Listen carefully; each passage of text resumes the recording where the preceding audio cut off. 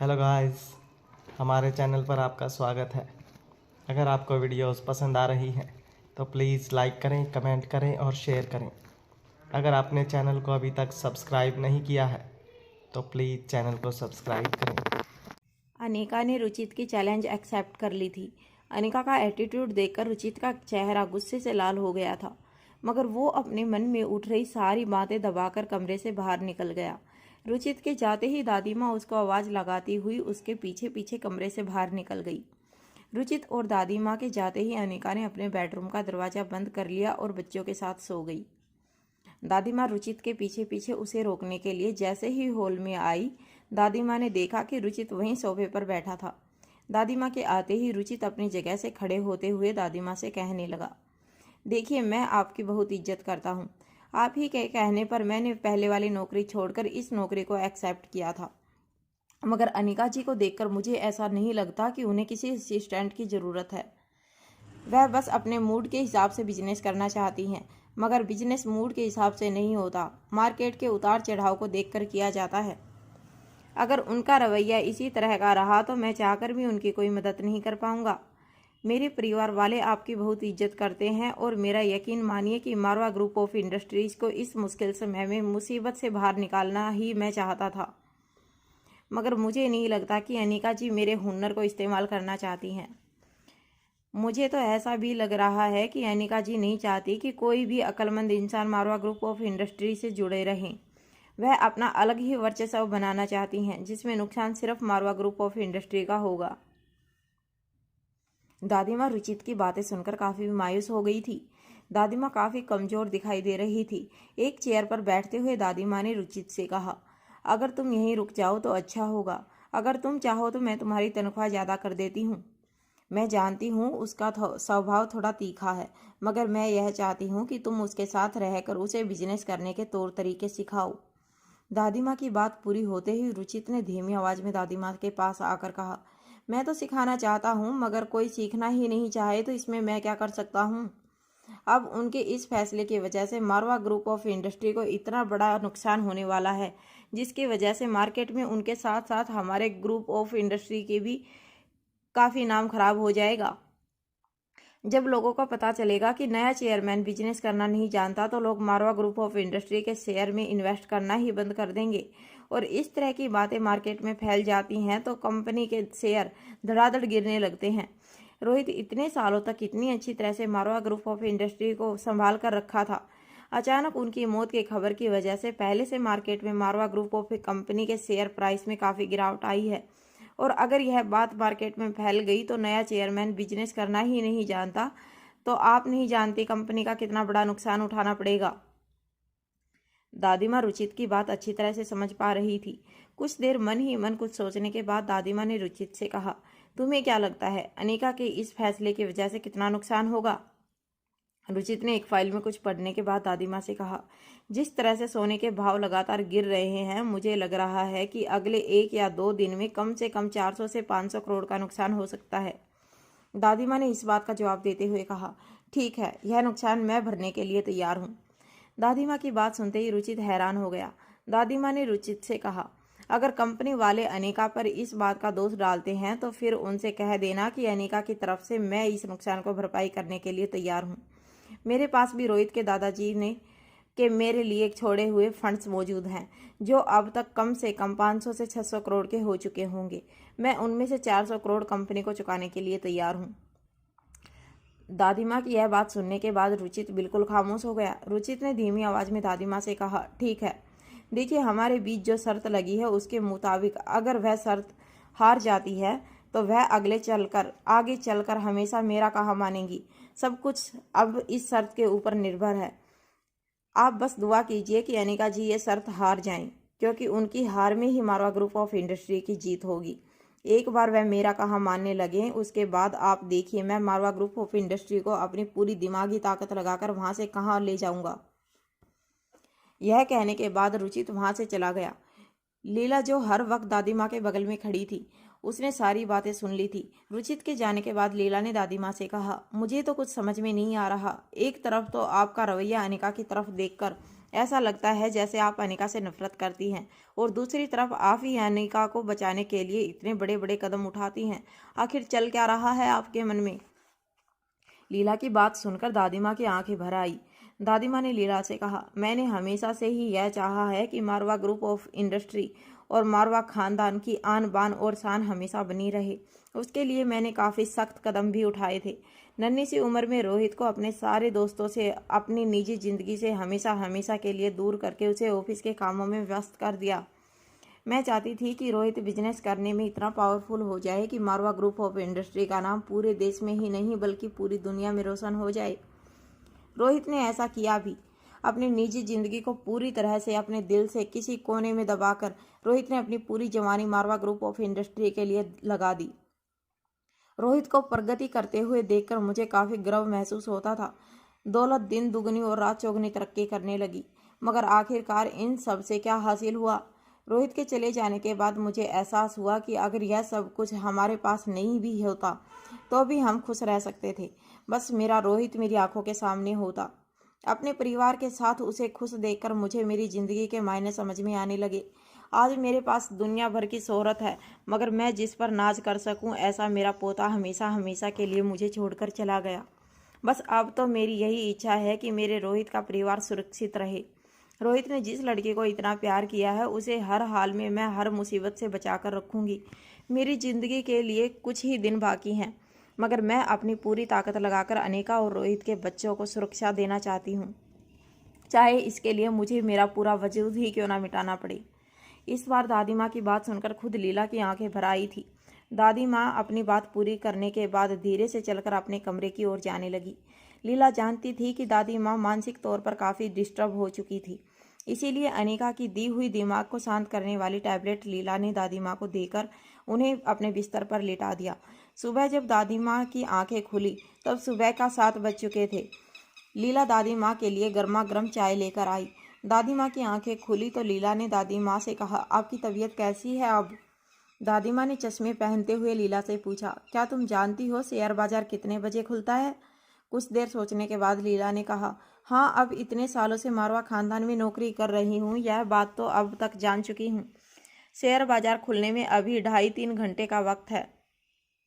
दादी माँ 3 घंटे तक काफ़ी बेचैन रही। फिर बाजार खुलते ही दादी माँ ने ऑफिस के एक खास एम्प्लॉय को एक घर बुलाकर उससे बाजार की जानकारी हासिल की। मारवा इंडस्ट्री के उस एम्प्लॉय ने दादी माँ से कहा, दादी माँ, एक बुरी खबर है, सोने के भाव फिर से गिर गए हैं। लगभग 15% की गिरावट हुई है आज मार्केट खुलते ही। दादी माँ यह सुनकर काफ़ी परेशान हो गई। दादी माँ ने उस आदमी से पूछा, लगभग अब तक कितना नुकसान हो चुका है? उस आदमी ने कैलकुलेशन करके दादी माँ से कहा, लगभग 300 करोड़ रुपए का नुकसान हो चुका है। आंकड़ा सुनकर दादी माँ काफ़ी परेशान हो गई थी। दादी माँ को रकम से ज़्यादा अनिका की होने वाली बेइज्जती की फिक्र थी। तभी अचानक दादी माँ के फ़ोन पर रुचित का कॉल आया। जैसे ही दादी माँ ने फ़ोन रिसीव किया, रुचित ने दादी माँ से कहा, देखा आपने, मैं कह रहा था ना आपसे, अनिका जी जो फैसला लिया है वह बिल्कुल गलत लिया है। अभी भी वक्त है, आने वाले 3-4 दिनों में नुकसान की रकम और भी ज़्यादा बढ़ सकती है। ठीक है, मैं अच्छी तरह से जानता हूँ कि मारवा ग्रुप ऑफ इंडस्ट्री को 1000, 2000, 3000 करोड़ से कोई फ़र्क नहीं पड़ता, मगर फ़र्क पड़ेगा तो नए चेयरमैन की काबिलियत पर, लोगों के विश्वास को। अगर नए बॉस में किसी को विश्वास ही नहीं होगा तो आप सोचिए कंपनी की क्या हालत होगी। उस ऑफिस में जहां लोग अपने आप को बॉस से ज़्यादा समझदार समझने लगेंगे, उस ऑफिस की क्या हालत होती है, यह बात तो आप अच्छी तरह से जानती हैं। चाहे घर चलाना हो या ऑफिस, अगर मुखिया ही सही ना हो तो कोई भी चीज़ सही नहीं हो सकती। रुचित की बातें अब दादी माँ को तीर की तरह चुभ रही थी।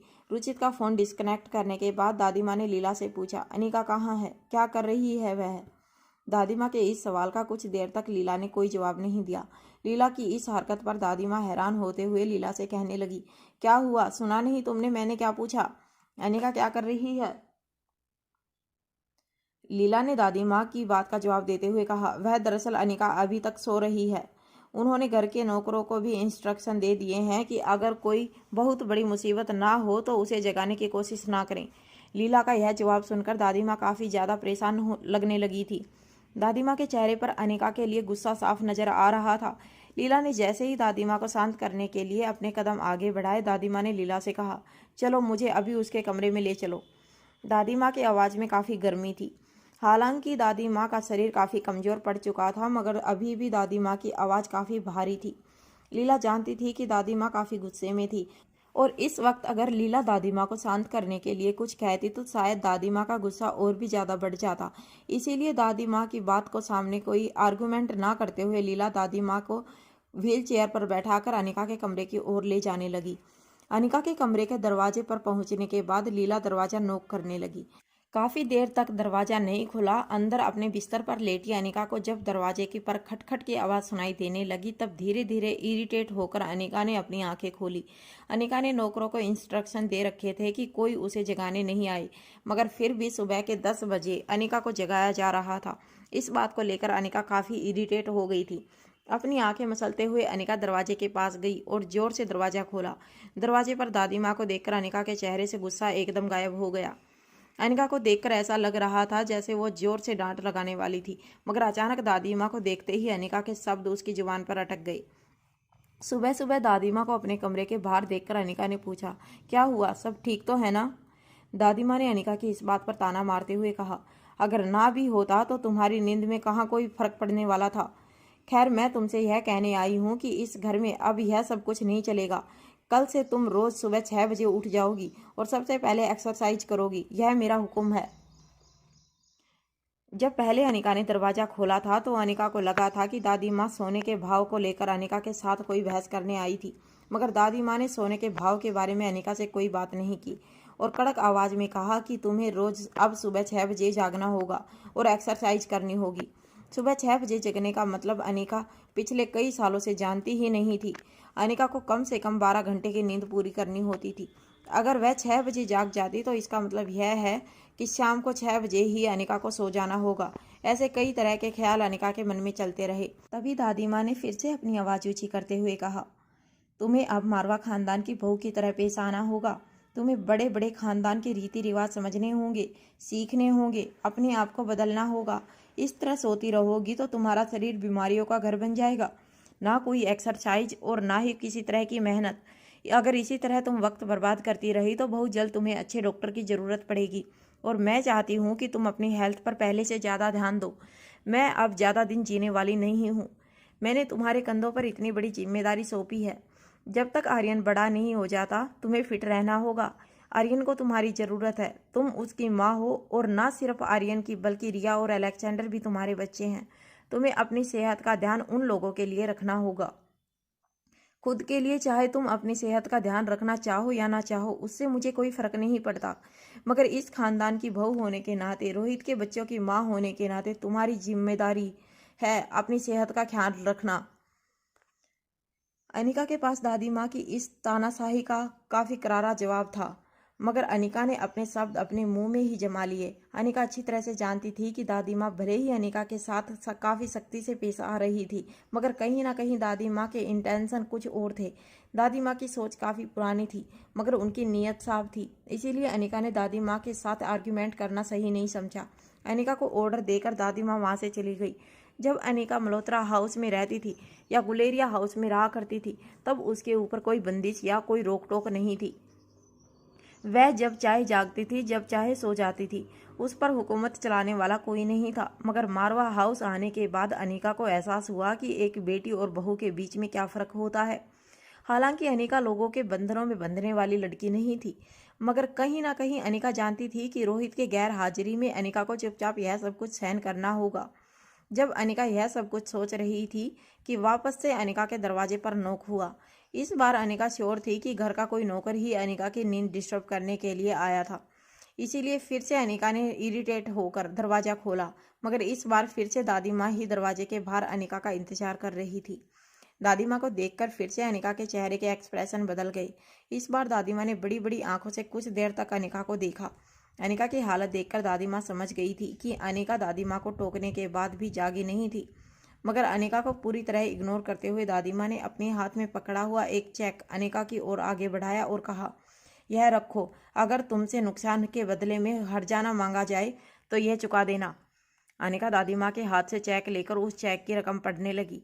दादी माँ ने अनिका को 400 करोड़ का चेक दिया था। यह देखकर अनिका की आंखें फटी की फटी रह गई। अनिका ने कहा, दादी माँ, इसकी कोई ज़रूरत नहीं है। अनिका को बीच में ही रोकते हुए दादी माँ ने कहा, जरूरत है। मुझे दुख इस बात का है कि तुम्हें पता भी नहीं है कि तुम्हें जरूरत पड़ने वाली है, मगर कोई बात नहीं, रोहित ने जो फैसला किया था उसे मैं भी निभाऊंगी। मैं रोहित की दादी माँ हूँ। रोहित के जाने के बाद अब रोहित के बच्चों के साथ साथ तुम्हारी जिम्मेदारी भी मुझे ही उठानी होगी और तुम्हारी वजह से होने वाले नुकसान की भरपाई भी मैं ही करूंगी। काश तुम में जरा सी भी समझ होती। दादी माँ ने अनिका को बड़े ही दया भाव के नज़रों से देखा और लीला के साथ वहाँ से चली गई। अनिका ने दादी माँ को चेक सिर्फ इसलिए नहीं लौटाया था क्योंकि वह अच्छी तरह से जानती थी कि कुछ दिनों बाद दादी माँ को इस बात का एहसास हो जाएगा कि कोई नुकसान नहीं हुआ था। उस दिन दादी माँ खुद समझ जाएगी और अनिका को उस चेक की कोई ज़रूरत भी नहीं थी। इसीलिए बिना चेक लौटाए उसको वहीं अपने कमरे के ड्रॉवर में रख दिया। तभी फिर से कमरे का दरवाजे पर कोई नॉक करने लगा। अपने बाल बनाकर अनिका दरवाजे के पास गई और अपने कपड़े सीधे करते हुए अनिका ने बड़े ही आराम से दरवाज़ा खोला। अनिका ने सोच लिया था कि इस बार भी दरवाजे पर दादी माँ ही खड़ी होंगी, लेकिन इस बार घर का नौकर अनिका को एक मैसेज देने आया था। नौकर को देखते ही अनिका ने एटीट्यूड से कहा, तुम लोगों से कितनी बार कहा है बिना कारण मुझे जगाया मत करो। नौकर को अनिका की बातों से ऐसा नहीं लग रहा था कि वो अभी अभी नींद से जागी थी। नौकर ने सर झुकाकर अनिका से कहा, सॉरी मैडम, दरअसल बात यह है कि मिस्टर गुलेरिया आपसे मिलना चाहते थे और इसीलिए मुझे यहाँ आपको डिस्टर्ब करने आना पड़ा। अनिका समझ नहीं पा रही थी कि वह नौकर किसकी बात कर रहा था। मिसेज गुलेरिया कौन हो सकती थी, यह सोच सोचकर अनिका खुद परेशान हो रही थी। जब अनिका ने बेडरूम से बाहर निकलकर कॉरिडोर की रेलिंग से जाकर नीचे लिविंग रूम में देखा, तब उसे इस बात का एहसास हुआ कि श्रेया अनिका को मिलने आई थी। आकाश के साथ शादी करने के बाद अब श्रेया भी मिसेज गुलेरिया बन चुकी थी। श्रेया को देखते ही अनिका के चेहरे पर मुस्कान आ गई। वो जल्दी से फ्रेश होकर श्रेया से मिलने नीचे गई। अनिका श्रेया को देखकर काफ़ी खुश हो गई थी, जबकि श्रेया काफ़ी उदास होकर बैठी थी। और अनिका को देखते ही श्रेया ने कहा, मेरी समझ में नहीं आ रहा है कि मैं तुम्हें क्या कहूँ। तुम पर इतना बड़ा दुखों का पहाड़ टूट पड़ा है, उसे बर्दाश्त करने की भगवान तुम्हें शक्ति दे, बस मैं तो यही प्रार्थना कर सकती हूँ। श्रेया की आंखों में आंसू देखने के बाद अचानक अनिका को रियलाइज हुआ कि रोहित की मौत की खबर के बाद श्रेया पहली बार अनिका को अकेले में मिली थी। रोहित के अंतिम संस्कार में हालांकि गुलेरिया परिवार के सभी लोग मौजूद थे, मगर उस वक्त श्रेया को अनिका के साथ अकेले वक्त बिताने का मौका नहीं मिला था। श्रेया को इतना उदास देखकर अनिका ने उससे दोनों कंधों से पकड़कर बैठाते हुए कहा, देखो अब होने को कौन टाल सकता है, मगर इस तरह हम दुखी होकर जीना तो नहीं छोड़ सकते। अच्छा मुझे यह बताओ कि शादी के बाद वहाँ घर पर सब कुछ ठीक तो है ना? माफ़ करना, मैं काफ़ी दिनों से तुम लोगों से मिलने नहीं आ सकी। यहाँ एक के बाद एक ऐसी उलझनें होने लगी हैं कि इससे पहले कि अनिका आगे कुछ कहती, श्रेया ने अनिका का हाथ पकड़कर कहा, मैं समझ सकती हूँ, वहाँ घर पर भी सब कुछ ठीक है। वैसे मुझे आज यहाँ खास आकाश ने भेजा है। श्रेया की बात सुनकर अब अनिका भी थोड़ी थोड़ी सीरियस होने लगी थी।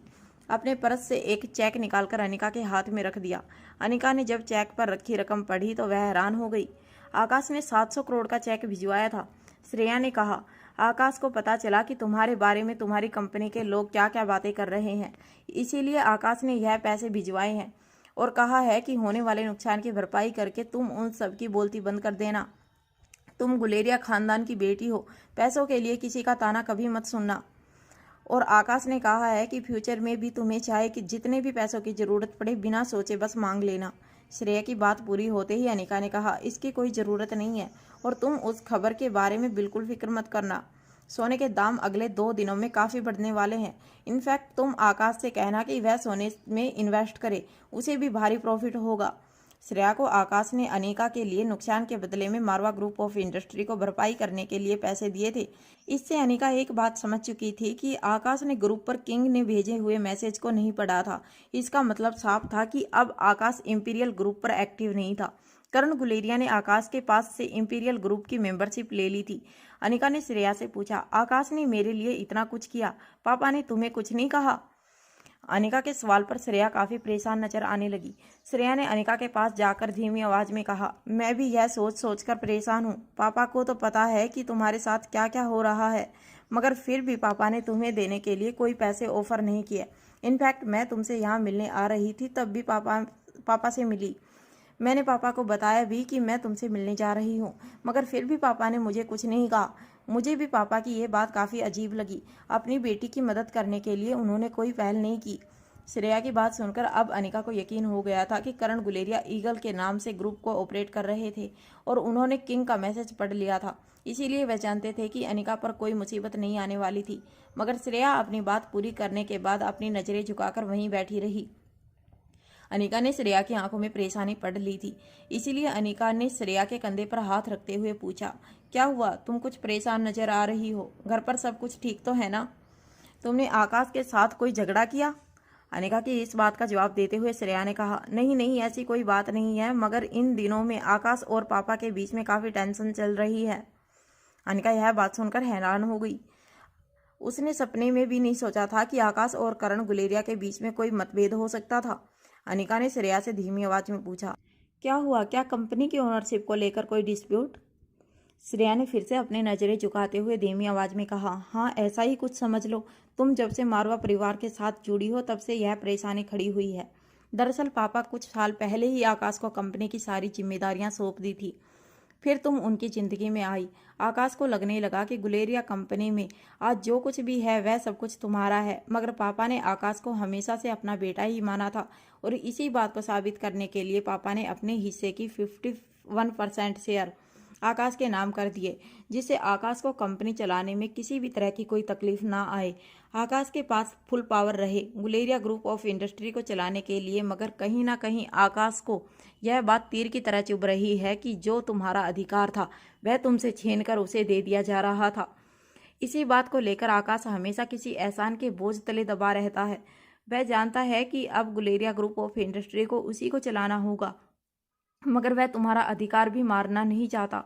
आकाश ने आज मुझे तुमसे यही कहने भेजा है कि वह जब तक जिंदा है तब तक वह कंपनी से होने वाले प्रॉफिट का 75% हिस्सा वह तुम्हें देता रहेगा। श्रेया की यह बात सुनकर अनिका जोर जोर से हंसने लगी और कहने लगी, आकाश भी बिल्कुल पागल है, यह कैसी कैसी बातें सोचता है। अनिका को इस तरह हंसते मुस्कुराते देखकर अचानक श्रेया अलर्ट हो गई। अभी अभी रोहित की मौत हुई थी, मगर फिर भी अनिका के चेहरे पर या उसके बात करने के तरीके में कहीं कोई दुख नजर नहीं आ रहा था। श्रेया के मन में अचानक अनिका की बातचीत से शक पैदा होने लगा। अनिका की हंसी सुनकर श्रेया को काफी हैरानी हो रही थी। अनिका ने कुछ देर बाद श्रेया से कहा, देखो, आकाश से कहो मेरे लिए यह सब कुछ करने की कोई जरूरत नहीं है। गुलेरिया ग्रुप ऑफ कंपनीज पर सिर्फ और सिर्फ आकाश का अधिकार है, और अगर उसने पैसे डायरेक्टली मेरे अकाउंट में डालने की कोशिश की तो मैं अपने बैंक मैनेजर से कहकर अपने अकाउंट में आकाश पैसे ना डाल सके ऐसी एक रिक्वेस्ट प्रोसेस करवा दूंगी। अनिका ने वह चेक फिर से श्रेया के हाथ में थमा दिया। श्रेया भी अब इस बात पर ज़्यादा ध्यान नहीं दे रही थी, क्योंकि श्रेया अब इस परेशानी में थी कि रोहित की मौत हो जाने के बावजूद अनिका इस तरह से क्यों बिहेव कर रही थी। अनिका के साथ कुछ देर बात करने के बाद श्रेया मारवा हाउस से वापस गुलेरिया हाउस जाने के लिए निकल गई। श्रेया जाने के बाद अनिका भी तैयार होकर मारवा ग्रुप ऑफ इंडस्ट्री के हेड ऑफिस जाने के लिए अपनी कार में बैठ गई। अनिका जानती थी कि अब कंपनी की चेयरमैन होने के नाते उसे हर रोज वक्त पर ऑफिस पहुंचना होगा, वरना लोग बात का बतंगड़ बना सकते हैं। खासकर तब जब इस तरह की बातें मार्केट में फैली थी कि अनिका को बिजनेस करने की कोई दिलचस्पी नहीं थी और ना ही उसे कोई एक्सपीरियंस था। अनिका जानती थी कि अगर उसे लंदन पहुंचकर जल्द से जल्द V16 पाउडर का फॉर्मूला हासिल करना था तो उसे पहले इस मैटर को अच्छी तरह सुलझाना था। अनिका अभी भी समझ नहीं पा रही थी कि वह लोगों की नज़रों से बचकर लंदन पहुंच पाएगी। जैसे ही अनिका हेड ऑफिस में पहुंची, सभी लोग अनिका को घूर घूर कर देखते रहे। अनिका के आते ही सारा स्टाफ बारी बारी से अपनी जगह पर खड़े होते हुए अनिका को गुड मॉर्निंग कहता रहा, मगर सभी लोगों की आंखों में अनिका के लिए एक अजीब फीलिंग नजर आ रही थी। जैसे ही अनिका रोहित के कैबिन में पहुंची, रोहित के कैबिन के अंदर मौजूद हाउस कीपिंग स्टाफ अनिका को देखकर बिना कुछ कहे बाहर निकल गया। अनिका को ऑफिस के लोगों का बिहेवियर काफ़ी अजीब लग रहा था, मगर अनिका ने किसी की परवाह किए बिना अपने कैबिन का दरवाज़ा बंद किया और रोहित की चेयर के ठीक बगल में एक और चेयर रखकर उस पर बैठ गई। अनिका अपना लैपटॉप खोलकर उसमें कुछ काम करने लगी। तभी अचानक अनिका के कैबिन का दरवाज़ा खोलकर पंकज मारवा अपने बेटे आयुष के साथ कैबिन में अंदर आया। पंकज ने अनिका को रोहित के बगल वाली चेयर पर बैठा हुआ देखकर अनिका से कहा, चलो, गनीमत है कि तुम इतना तो जानती हो कि तुम्हें कौन सी कुर्सी पर बैठना चाहिए। अनिका उन लोगों के साथ आर्ग्यूमेंट करके वो टाइम और एनर्जी बर्बाद करना नहीं चाहती थी। अनिका उनकी बातों को इग्नोर कर रही थी, तो पंकज ने अनिका के सामने बैठकर अनिका से कहने लगे, देखो, मैं अच्छी तरह से जानता हूँ कि माँ तुम्हें सपोर्ट कर रही है और तुम्हारी वजह से कंपनी को जो नुकसान होगा उसकी भरपाई भी माँ अपने पैसों से करने वाली है। और मैं यह भी जानता हूँ कि तुम गुलेरिया परिवार की बेटी हो। माँ के पैसे पूरे नहीं हुए तो तुम अपने घर से पैसे मंगवा कर भी नुकसान पूरा कर दोगी। मगर जरा सोचो, ये सब कुछ कितने दिन तक चलेगा?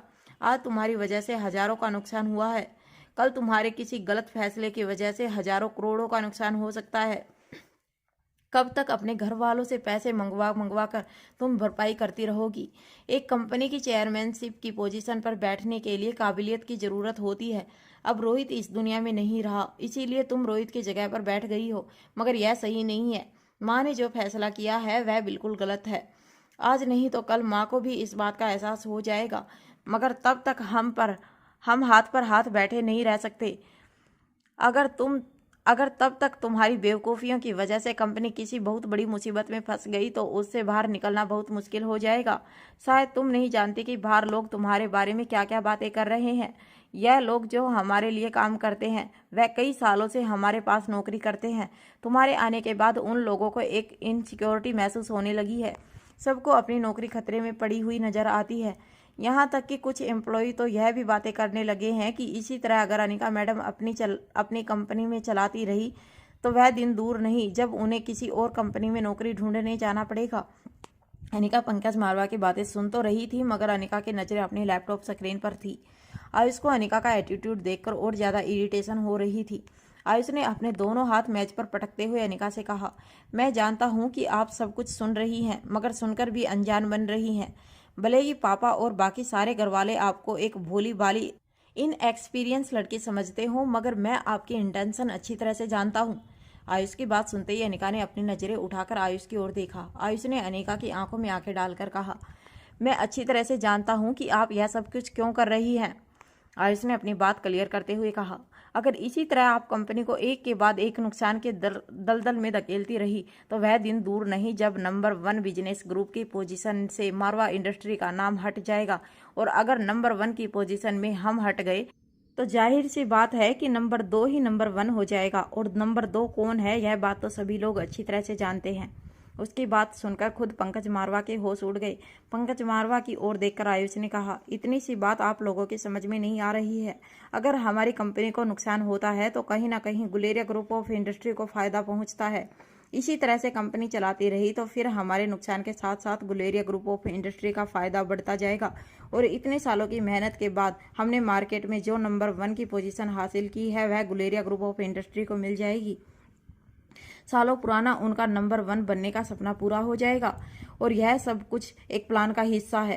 कैबिन के अंदर आते वक्त जानबूझकर आयुष और पंकज ने कैबिन का दरवाजा बंद नहीं किया था, इसीलिए कैबिन के अंदर आयुष और पंकज जोर जोर से जो भी बातें कर रहे थे वह सारी बातें बाहर बैठे हुए ऑफिस के स्टाफ भी सुन रहे थे।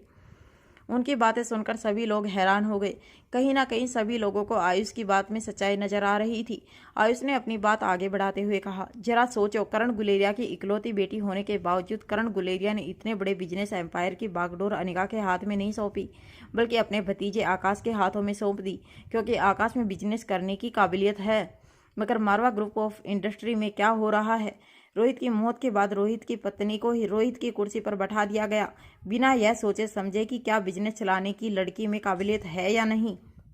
मगर अनिका ने इस बात का भी एक अपॉर्चुनिटी ढूंढ लिया। बजाय इसके कि वह खुद ही इस पोजीशन से हट जाती, अनिका ने इस पोजीशन पर बने रहना बेहतर समझा ताकि इस कंपनी का नुकसान करके वह गुलेरिया ग्रुप ऑफ इंडस्ट्री को फायदा पहुंचा सके। अनिका ने तो अपना नाम भी नहीं बदला, ये तो सभी लोग जानते हैं। अनिका ने अपना नाम अब तक अनिका गुलेरिया ही रखा है। वो मारवा खानदान का नाम अपनाने को तैयार नहीं है। यह सारी चीज़ें क्या इस बात का सबूत नहीं है? अनिका आयुष की बातें सुनकर हैरान हो गई थी। अनिका सोच भी नहीं सकती थी कि इतनी सी बात का इतना बड़ा बतंगड़ बन सकता था। तभी ऑफिस के बाहर खड़े कुछ एम्प्लॉयज दौड़कर अनिका के कैबिन में आए और तेज सांसें लेते हुए अनिका से कहने लगे, मैडम, कुछ प्रेस रिपोर्टर्स आए हैं, आपसे मिलना चाहते हैं। प्रेस रिपोर्टर का नाम सुनते ही अनिका शॉक हो गई। अनिका ने अपनी जगह से खड़े होते हुए उस आदमी से पूछा, प्रेस रिपोर्टर क्या जानना चाहते हैं? रोहित की मौत के बारे में जो भी हम जानते हैं वह सब हम उन्हें पहले ही बता चुके हैं। और क्या जानना चाहते हैं वो? तभी अनिका के सामने खड़े उस आदमी ने अनिका से कहा, नहीं नहीं, यह रोहित सर के लिए नहीं सवाल पूछना चाहते हैं। वह आपसे कंपनी की प्लानिंग और स्ट्रैटेजी के बारे में बात करना चाहते हैं।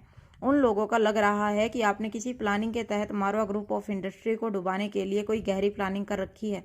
अनिका को यकीन नहीं हो रहा था कि इस तरह की बातें कोई सोच भी कैसे सकता था, मगर अनिका अभी चुप रहने वालों में से नहीं थी। अनिका उन लड़कियों में से थी जो मुसीबत से भागने की बजाय मुसीबत का सामना करना अच्छी तरह से जानती थी। अनिका तेजी से अपने कैबिन से बाहर निकली। अनिका के पीछे पीछे सब लोग बिल्डिंग के सेकंड फ्लोर पर बने कॉन्फ्रेंस रूम की ओर जाने लगे। सारे प्रेस रिपोर्टर्स वहीं इकट्ठा हुए थे। प्रेस रिपोर्टर्स के साथ साथ कंपनी के काफ़ी एम्प्लॉयर्स भी कॉन्फ्रेंस हॉल में जमा हो गए थे। अनिका को देखते ही सारे प्रेस रिपोर्टर्स एक साथ अनिका को सवाल पूछने लगे। शोर इतना ज़्यादा था कि कंपनी के एक पीआर मैनेजर को सामने आकर सबको सख्ती से कंट्रोल करना पड़ा और मैनेजर ने अनिका को कॉन्फ्रेंस हॉल के बीच में बने स्टेज पर जाने का इशारा किया और खुद माइक पर सबसे कहने लगे, मेहरबानी करके आप लोग शांत हो जाइए। अगर आप लोग इस तरह शोर मचाएंगे तो कुछ हासिल नहीं होने वाला। ये प्रेस कॉन्फ्रेंस करना बेहद मुश्किल हो जाएगा। प्लीज़ आप लोग सब शांत हो जाओ। उस पीआर मैनेजर की बात सुनकर सारे प्रेस रिपोर्टर शांत हो गए, अपनी बारी का इंतजार करने लगे। तभी पीआर मैनेजर ने एक लड़की की ओर इशारा करते हुए कहा, हाँ मैडम, आप पहला सवाल आप पूछिए, क्या पूछना चाहती हैं। उस लड़की ने सीधे ही अनिका की ओर देखकर अपना पहला सवाल दाग दिया। उस लड़की ने पूछा, मैडम क्या यह बात सच है कि आपको बिजनेस चलाने का कोई एक्सपीरियंस नहीं है। इस बात का जवाब देते हुए अनिका ने कहा, हाँ यह बात बिल्कुल सच है कि मुझे बिजनेस चलाने का कोई एक्सपीरियंस नहीं है। इसका मतलब यह नहीं बिजनेस हैंडल करना नहीं आता। तभी एक और प्रेस रिपोर्टर्स ने अनिका की जगह पर खड़े होते हुए पूछा, मैडम आप गोल गोल बातें मत कीजिए। हमारे सवाल लाखों शेयर होल्डर्स की भावनाओं से जुड़े हैं। अगर आप अपनी मनमानी करके कंपनी को इस तरह से नुकसान पहुंचाती रही तो कई मिडिल क्लास लोग रातों रात बर्बाद हो जाएंगे। मैडम आपके लिए 1000-2000 करोड़ कोई बड़ी बात नहीं, मगर हमारे देश में करोड़ों ऐसे लोग हैं जो 10,000-15,000 की सैलरी में भी अपना घर अच्छी तरह से चला रहे हैं। उन लोगों की जिंदगी भर की कमाई शायद उन्होंने मारवा ग्रुप ऑफ इंडस्ट्री के शेयर खरीदकर इस आशा में लगाई है कि आप उन्हें भविष्य में 2 पैसे कमा कर देंगी। मगर आप इस तरह अगर बिजनेस चलाती रही तो बहुत जल्द मारवा ग्रुप ऑफ इंडस्ट्री का सूरज हमेशा के लिए डूब जाएगा और साथ ही साथ उन हजारों लाखों शेयर होल्डर का भविष्य भी। इससे पहले कि अनिका इस सवाल का कोई जवाब दे पाती, एक और प्रेस रिपोर्टर ने अपनी जगह से खड़े होते हुए अनिका से कहा, सबसे पहले मुझे यह बात बताइए मैडम, रोहित मारवा की जगह लेते ही आपने कंपनी के लिए जो घाटे का फैसला किया है उसकी वजह से कितना बड़ा नुकसान उठाना पड़ेगा मारवा ग्रुप ऑफ इंडस्ट्री को। अनिका ने इस बार अपनी आवाज़ ऊंची करते हुए माइक पर कहा, देखिए आप लोग 2 दिन के लिए रुक जाइए। 2 दिन के बाद आप लोगों को इस सवाल का जवाब मिल जाएगा। यह मार्केट है, इसमें उतार चढ़ाव होते रहते हैं, मगर आप लोगों को सिर्फ 2 दिन इंतजार करना होगा यह जानने के लिए कि मारवा ग्रुप ऑफ इंडस्ट्री को इस सौदे से नुकसान हुआ है या फायदा। तभी एक प्रेस रिपोर्टर ने अपनी जगह से खड़े होते हुए कहा, मेरे ख्याल से मैडम आप फ़ायदा तो गुलेरिया ग्रुप ऑफ इंडस्ट्री को पहुंचाना चाहती है। सालों से गुलेरिया ग्रुप ऑफ इंडस्ट्री का एक ही सपना है, किसी भी तरह मारवा इंडस्ट्री को पीछे धकेलकर नंबर 1 की पोजीशन हासिल करे। क्या यह चेयरमैनशिप की कमान संभाल कर आप अपने पिताजी का सपना पूरा करना चाहती हैं, या फिर रोहित मारवा की मौत भी किसी साजिश का हिस्सा है। अनिका को उस प्रेस रिपोर्टर की बात ने पूरी तरह से हिलाकर रख दिया था। उस प्रेस रिपोर्टर ने सबके सामने यह कह दिया था कि रोहित की मौत के पीछे कहीं ना कहीं अनिका का हाथ था। अनिका को अब सबके सामने यह साबित करना था कि रोहित की मौत की वजह अनिका नहीं थी। अनिका ने सारे प्रेस रिपोर्टर से कह दिया कि उनके सारे सवालों का जवाब उन्हें 2 दिन के बाद मिल जाएगा। जैसे ही प्रेस कॉन्फ्रेंस खत्म हुई, अलग अलग मीडिया पर अनिका के बारे में अलग अलग बातें कही जाने लगी। कुछ लोग कहने लगे कि आकाश गुलेरिया ने अपनी बहन को मारवा खानदान में भेजकर मारवा खानदान और मारवा ग्रुप ऑफ इंडस्ट्री के खिलाफ बहुत बड़ी प्लानिंग की थी ताकि गुलेरिया ग्रुप ऑफ इंडस्ट्री देश की नंबर 1 कंपनी बन जाए। कुछ लोगों ने यह भी कहा कि अनिका पर इल्ज़ाम लगाना सही नहीं होगा, क्योंकि आखिर मारवा खानदान और मारवा ग्रुप ऑफ इंडस्ट्री के पास अब जो कुछ भी था वह आर्यन के नाम होने वाला था। ऐसे में अनिका को मारवा ग्रुप ऑफ इंडस्ट्री के खिलाफ ऐसी प्लानिंग करने की कोई ज़रूरत नहीं थी। किसी ने यहाँ तक कह दिया कि रोहित की मौत भी Guleria vs Marwa group of industry की वार का नतीजा था, तो किसी ने अनिका और रोहित के रिलेशनशिप को ही एक बहुत बड़ी साजिश का हिस्सा बताया। कई लोग अलग अलग बातें करने लगे। कुछ लोगों ने यहाँ तक कह दिया कि अनिका ने 2 दिन का वक्त इसलिए मांगा था क्योंकि 2 दिन बाद इसी प्लानिंग के तहत Guleria group of industry number 1 company बन जाएगी और उसी वक्त अनिका हमेशा हमेशा के लिए मारवा खानदान को पीठ दिखाकर फिर से गुलेरिया परिवार के साथ मिल जाएगी। इन सारी बातों से अनजान अनिका अपने कैबिन में बैठकर यह सोच रही थी कि इस तरह के वातावरण में किस तरह वो रास्ता निकालकर लंदन पहुंचे, जहां जाकर उसे V16 पावर ट्रक का फॉर्मूला स्टाफ यूनिवर्सिटी से लेना था। यह सारी बातें सोच रही थी कि अचानक अनिका को याद आया कि ऐसे वक्त में सिर्फ चिराग ही उसकी मदद कर सकता था। चिराग और अब्दुल काफ़ी दिनों से गायब हो चुके थे। अनिका ने चिराग को कॉल लगाने की कोशिश की मगर चिराग का फ़ोन आउट ऑफ सर्विस हो चुका था। अनिका को समझ नहीं आ रहा था कि अचानक चिराग गायब कैसे हो गया था और ऐसे वक्त पर जबकि चिराग को चट्टान की तरह अनिका के साथ खड़ा रहना चाहिए था, ठीक उसी वक्त चिराग ने अपनी पीठ दिखाई थी। हालांकि अनिका भी जानती थी कि चिराग कई सालों से रोहित का वफादार रहा था। अनिका ने भी कभी चिराग से इस तरह के बर्ताव की उम्मीद नहीं की थी। अनिका बस किसी तरह बिना किसी की नज़रों में आए लंदन पहुंचना चाहती थी। तभी अनिका के कैबिन में एक 25-26 साल की लड़की जिसने बिजनेस सूट पहन रखा था वह दाखिल हुई।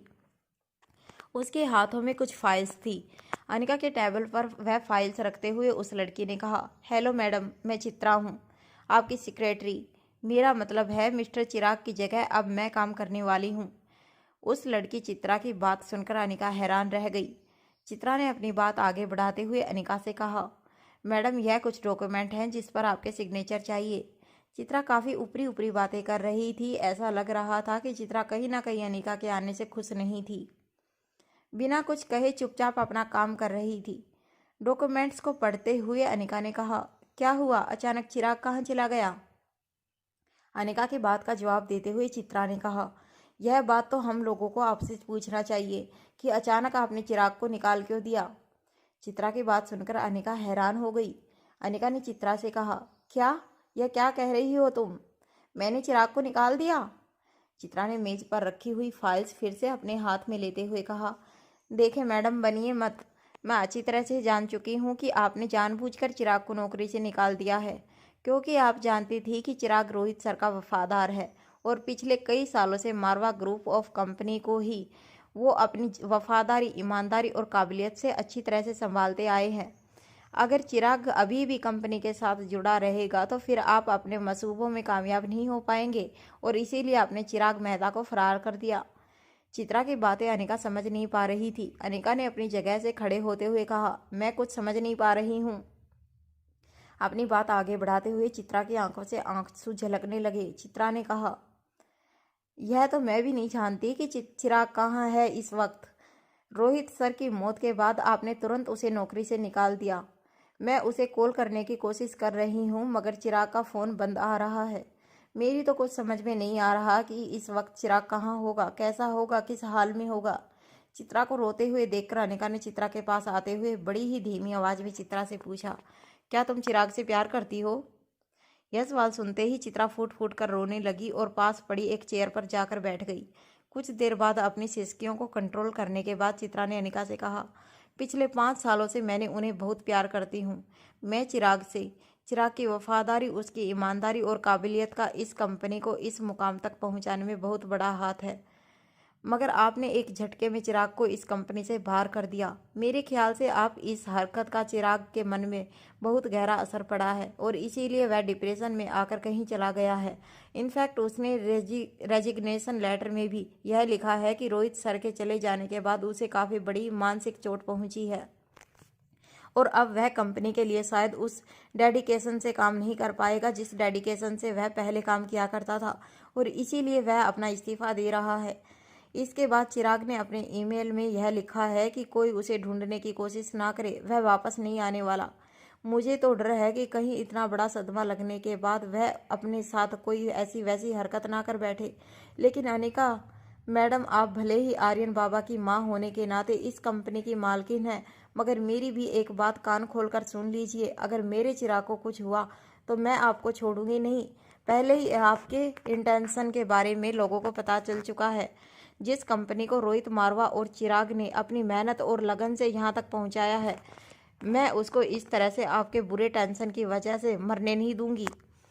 कंपनी से इन्वेस्टर का भरोसा उठ जाएगा। वह दिन दूर नहीं जब मारवा ग्रुप ऑफ इंडस्ट्री का नाम खाक में मिल जाएगा और मैं अपने जीते जी ऐसा होने नहीं दूंगी। चित्रा की बातों से अब अनिका को यह पता चल गया था कि चित्रा भी चिराग की तरह ही मारवा ग्रुप ऑफ इंडस्ट्री की एक वफादार एम्प्लॉई थी और चिराग का इतना करीबी होने की वजह से चिराग मारवा ग्रुप ऑफ इंडस्ट्री के बारे में काफ़ी कुछ जानती होगी। अनिका किसी भी तरह से लंदन पहुंचना, स्टाफ यूनिवर्सिटी से V16 पावर ड्रग का फार्मूला हासिल करना चाहती थी।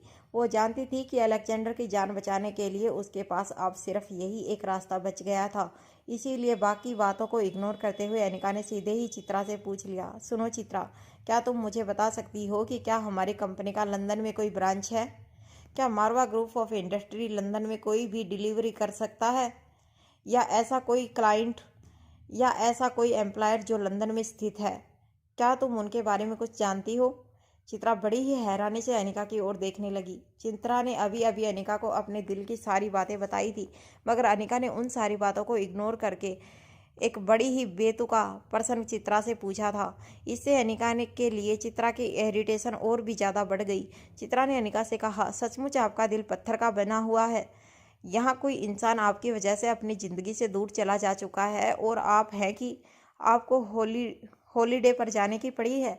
देखिए, इस वक्त मैं आपको कहीं नहीं जाने दूंगी क्योंकि मैं जानती हूँ कि अगले 2 दिनों में क्या होने वाला है। आपने प्रेस रिपोर्टर से यह कह दिया है कि 2 दिनों बाद उन्हें अपने सारे सवालों का जवाब मिल जाएगा, मगर मैं अच्छी तरह से जानती हूँ कि 2 दिन बाद क्या होने वाला है। अगर आपकी वजह से सोने में किए हुए इन्वेस्टमेंट में घाटा हुआ तो यह घाटा सिर्फ आंकड़ों तक सीमित नहीं रह जाएगा, यह घाटा पूरी की पूरी मारवा इंडस्ट्री को ले डूबेगा।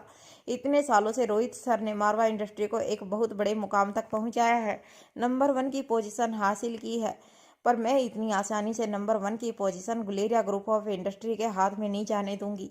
भले ही आज रोहित सर इस दुनिया में नहीं रहे और आपने चिराग को इस कंपनी से हमेशा हमेशा के लिए दूर कर दिया है, मगर मैं भी यही हूँ और मेरे होते हुए आप अपनी प्लानिंग में कभी कामयाब नहीं हो पाएंगी। अनिका जानती थी कि चित्रा जो कुछ भी कह रही थी वो सिर्फ इसलिए कह रही थी क्योंकि वह मारवा ग्रुप ऑफ इंडस्ट्री की वफादार थी और इसीलिए चित्रा की बातों का बुरा ना मानते हुए अनिका ने चित्रा से कहा, देखो, इस वक्त मैं तुम्हें कुछ समझा नहीं पाऊंगी, मगर मैं तुमसे जो सवाल पूछ रही हूँ वह मेरे लिए बेहद जरूरी है। चित्रा ने अपनी आंखों से आंसू पोंछते हुए अनिका से कहा, और मेरे लिए यह जरूरी है कि मैं किसी भी तरह मारवा ग्रुप ऑफ इंडस्ट्री को डूबने से बचाऊं। मैं जानती हूं कि आप काफ़ी पावरफुल हैं, रोहित सर की जगह पर बैठी हैं। आप चाहे तो मुझे एक ही सेकंड में नौकरी से निकाल सकती हैं। अगर आपने मुझे भी चिराग की तरह दूर करने की कोशिश की तो मेरे साथ और कई लोग आपके खिलाफ खड़े हो जाएंगे।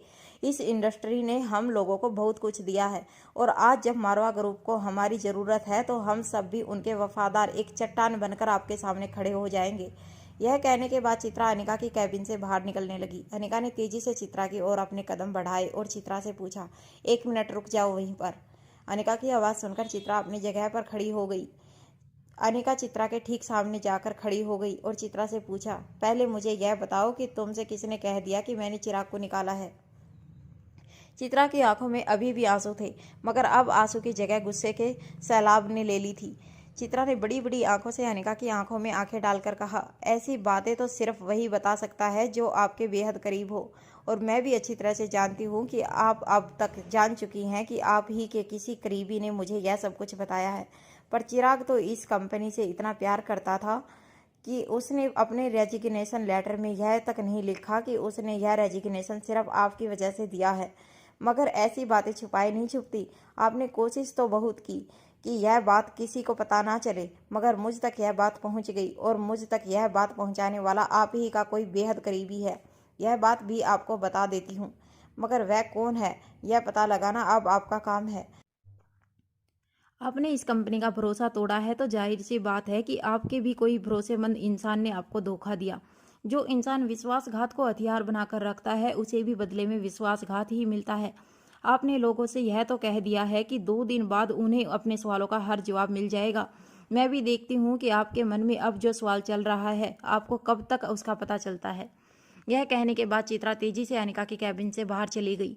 चित्रा की बातें सुनकर अनिका पूरी तरह से शॉक हो गई थी।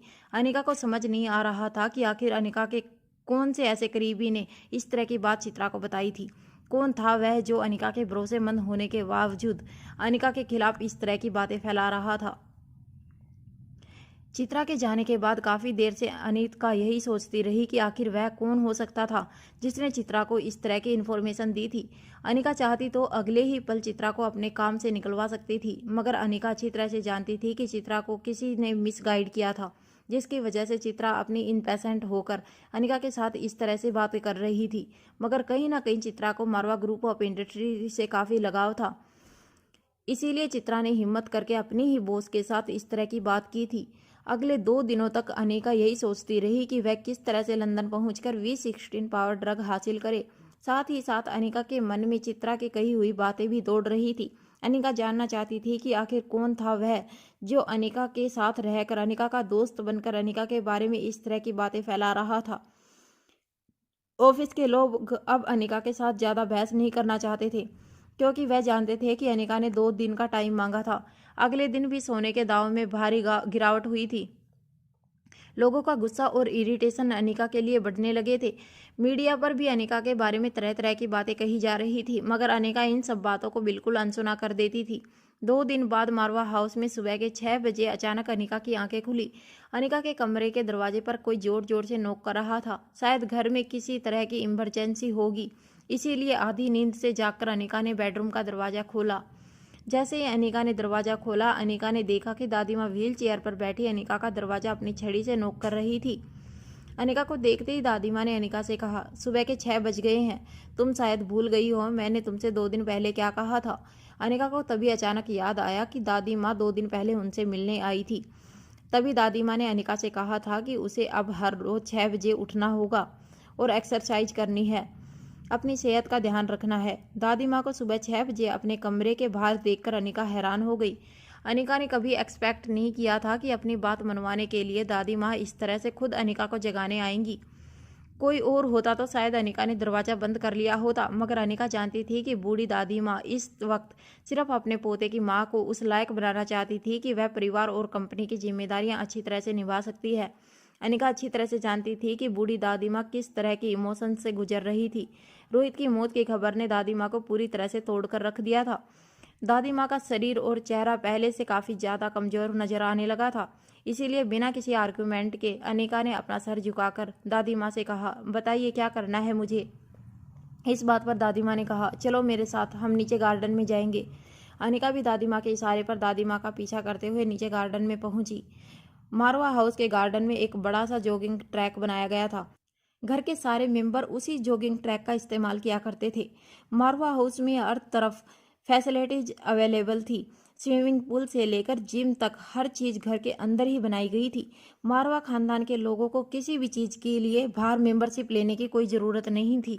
एक पूरा का पूरा क्लब हाउस घर के टेरेस पर ही बनाया गया था। दादी माँ व्हील चेयर पर बैठी रही। दादी माँ के ठीक पीछे लीला खड़ी थी। दादी माँ ने जॉगिंग ट्रैक पर अनिका छड़ी से इशारा करते हुए अनिका से कहा, जाओ उस ट्रैकिंग ट्रैक पर दौड़ो और तब तक दौड़ती रहना जब तक तुम्हारे माथे से पसीना ना बहने लगे, और अगर पसीना नहीं बहे तो कम से कम 20 मिनट तक दौड़ती रहना। दादी माँ के कहने पर अनिका ने जॉगिंग ट्रैक पर जॉगिंग करना शुरू कर दिया। दादी माँ बड़े ही ध्यान से अनिका को देख रही थी। अनिका हर 10 सेकंड में उबासियां लेते हुए धीरे धीरे जॉगिंग कर रही थी। तभी दादी माँ ने आवाज ऊंची करते हुए कहा, अनिका अपनी आंखें खोलो और सावधान हो जाओ, वरना लोगों का सामना कैसे कर पाओगी। तुम्हारे लिए आगे की जिंदगी इसी तरह की होने वाली है। हर पल तुम्हें चौकन्ना रहना होगा। इस तरह आलसी रहोगी तो ना खुद का ध्यान रख पाओगी और ना ही किसी और का। आंखें खोलो और दौड़ो। यह कहते हुए दादी माँ ने अपनी छड़ी जोर से जमीन पर पटकी। छड़ी के पटकने की आवाज से गार्डन में पेड़ पौधों पर बैठे पंछी अचानक आवाज करते हुए यहाँ वहाँ उड़ने लगे। उन पंछियों के पंखों से फड़फड़ाने की आवाज के साथ साथ अनिका की स्पीड भी बढ़ने लगी। इसके बाद देखते ही देखते अनिका पूरे ग्राउंड के दौड़ लगाने लगी। दादी माँ बड़े ही ध्यान से अनिका को देख रही थी। लगभग 20 मिनट हो चुके थे, मगर अनिका के माथे से पसीने की एक बूंद नहीं निकली थी। लीला ने दादी माँ से कहा कि 20 मिनट पूरे हो गए हैं। तब दादी माँ ने अपने हाथ के इशारे से लीला को चुप रहने का कहा। लीला ने मुस्कुराते हुए कहा, मेरी तो समझ में नहीं आ रहा है कि आप इस लड़की को सजा दे रही हैं या उसका ख्याल रखने के लिए यह सब कुछ कर रही हैं। दादी माँ की नजरें अनिका पर टिकी हुई थी। लीला की बात का जवाब देते हुए दादी माँ ने कहा, ना चाहते हुए भी मुझे इस लड़की का ख्याल तो रखना ही होगा। मेरे रोहित की पसंद है यह। अगर मैं इसे सही रास्ते पर ले आऊं तो ऊपर जाकर रोहित को मुंह दिखाने के काबिल हो रहूंगी। जिंदगी भी मुझे अजीब मोड़ पर ले आई है। ऐसी ही सख्ती बरत कर मैंने रोहित को भी इस दुनिया का सामना करने के लिए तैयार किया था। यहाँ तक कि रोहित से उसका बचपन छीनकर मैंने बेहद कम उम्र में रोहित को जिम्मेदारियों के बोझ के नीचे दबा दिया था। रोहित ने भी अपनी जिम्मेदारियां बखूबी निभाई थी।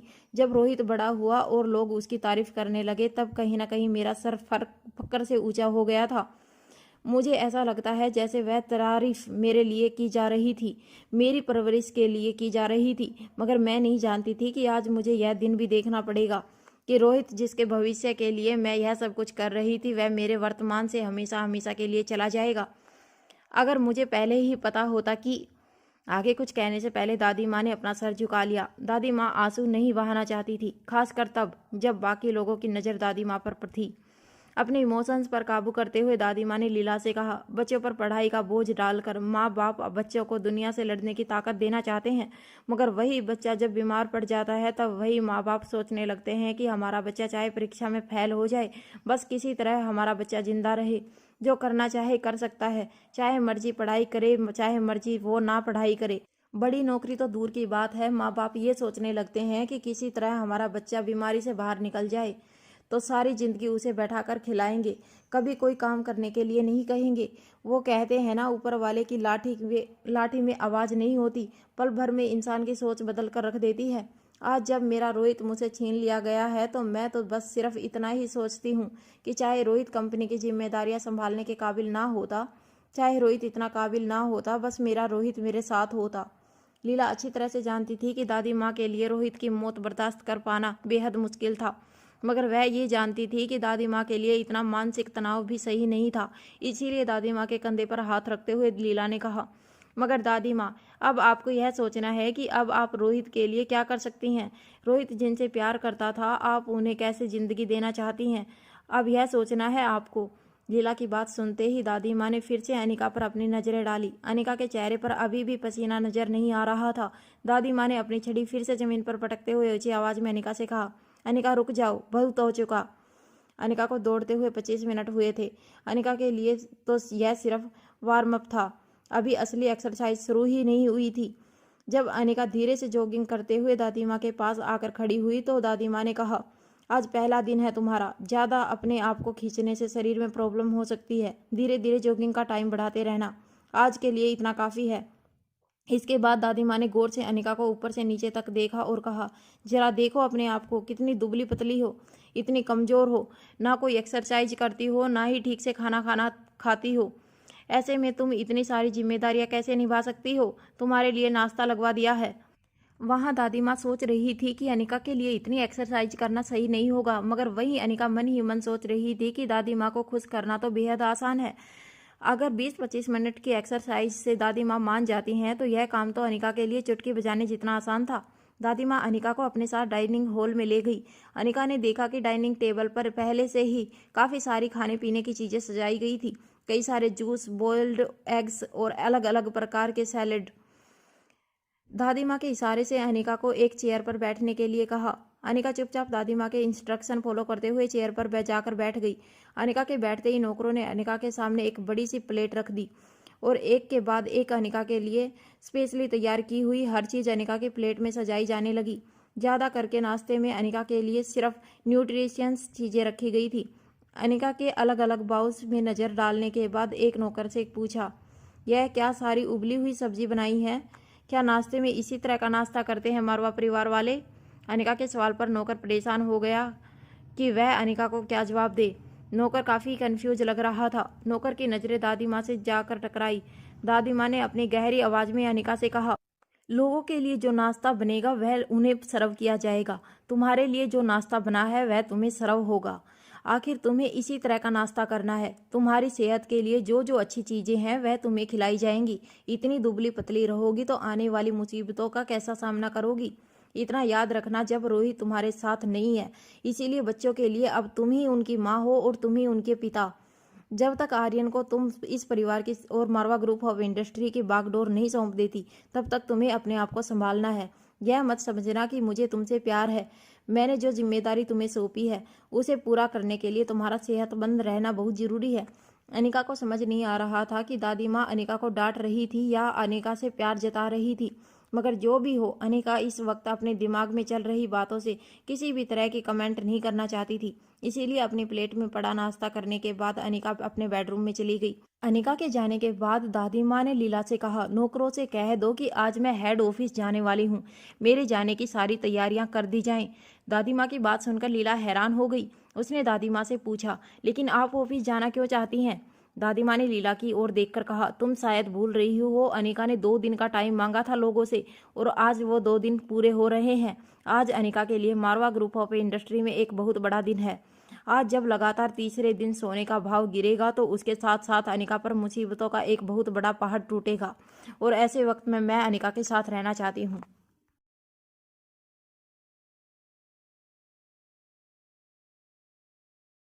हेलो गाइज, मैं आपका अपने चैनल पर स्वागत करती हूं। अगर आपने चैनल को सब्सक्राइब नहीं किया है तो प्लीज़ चैनल को सब्सक्राइब करें, लाइक करें, कमेंट करें और अपने दोस्तों के साथ शेयर करें।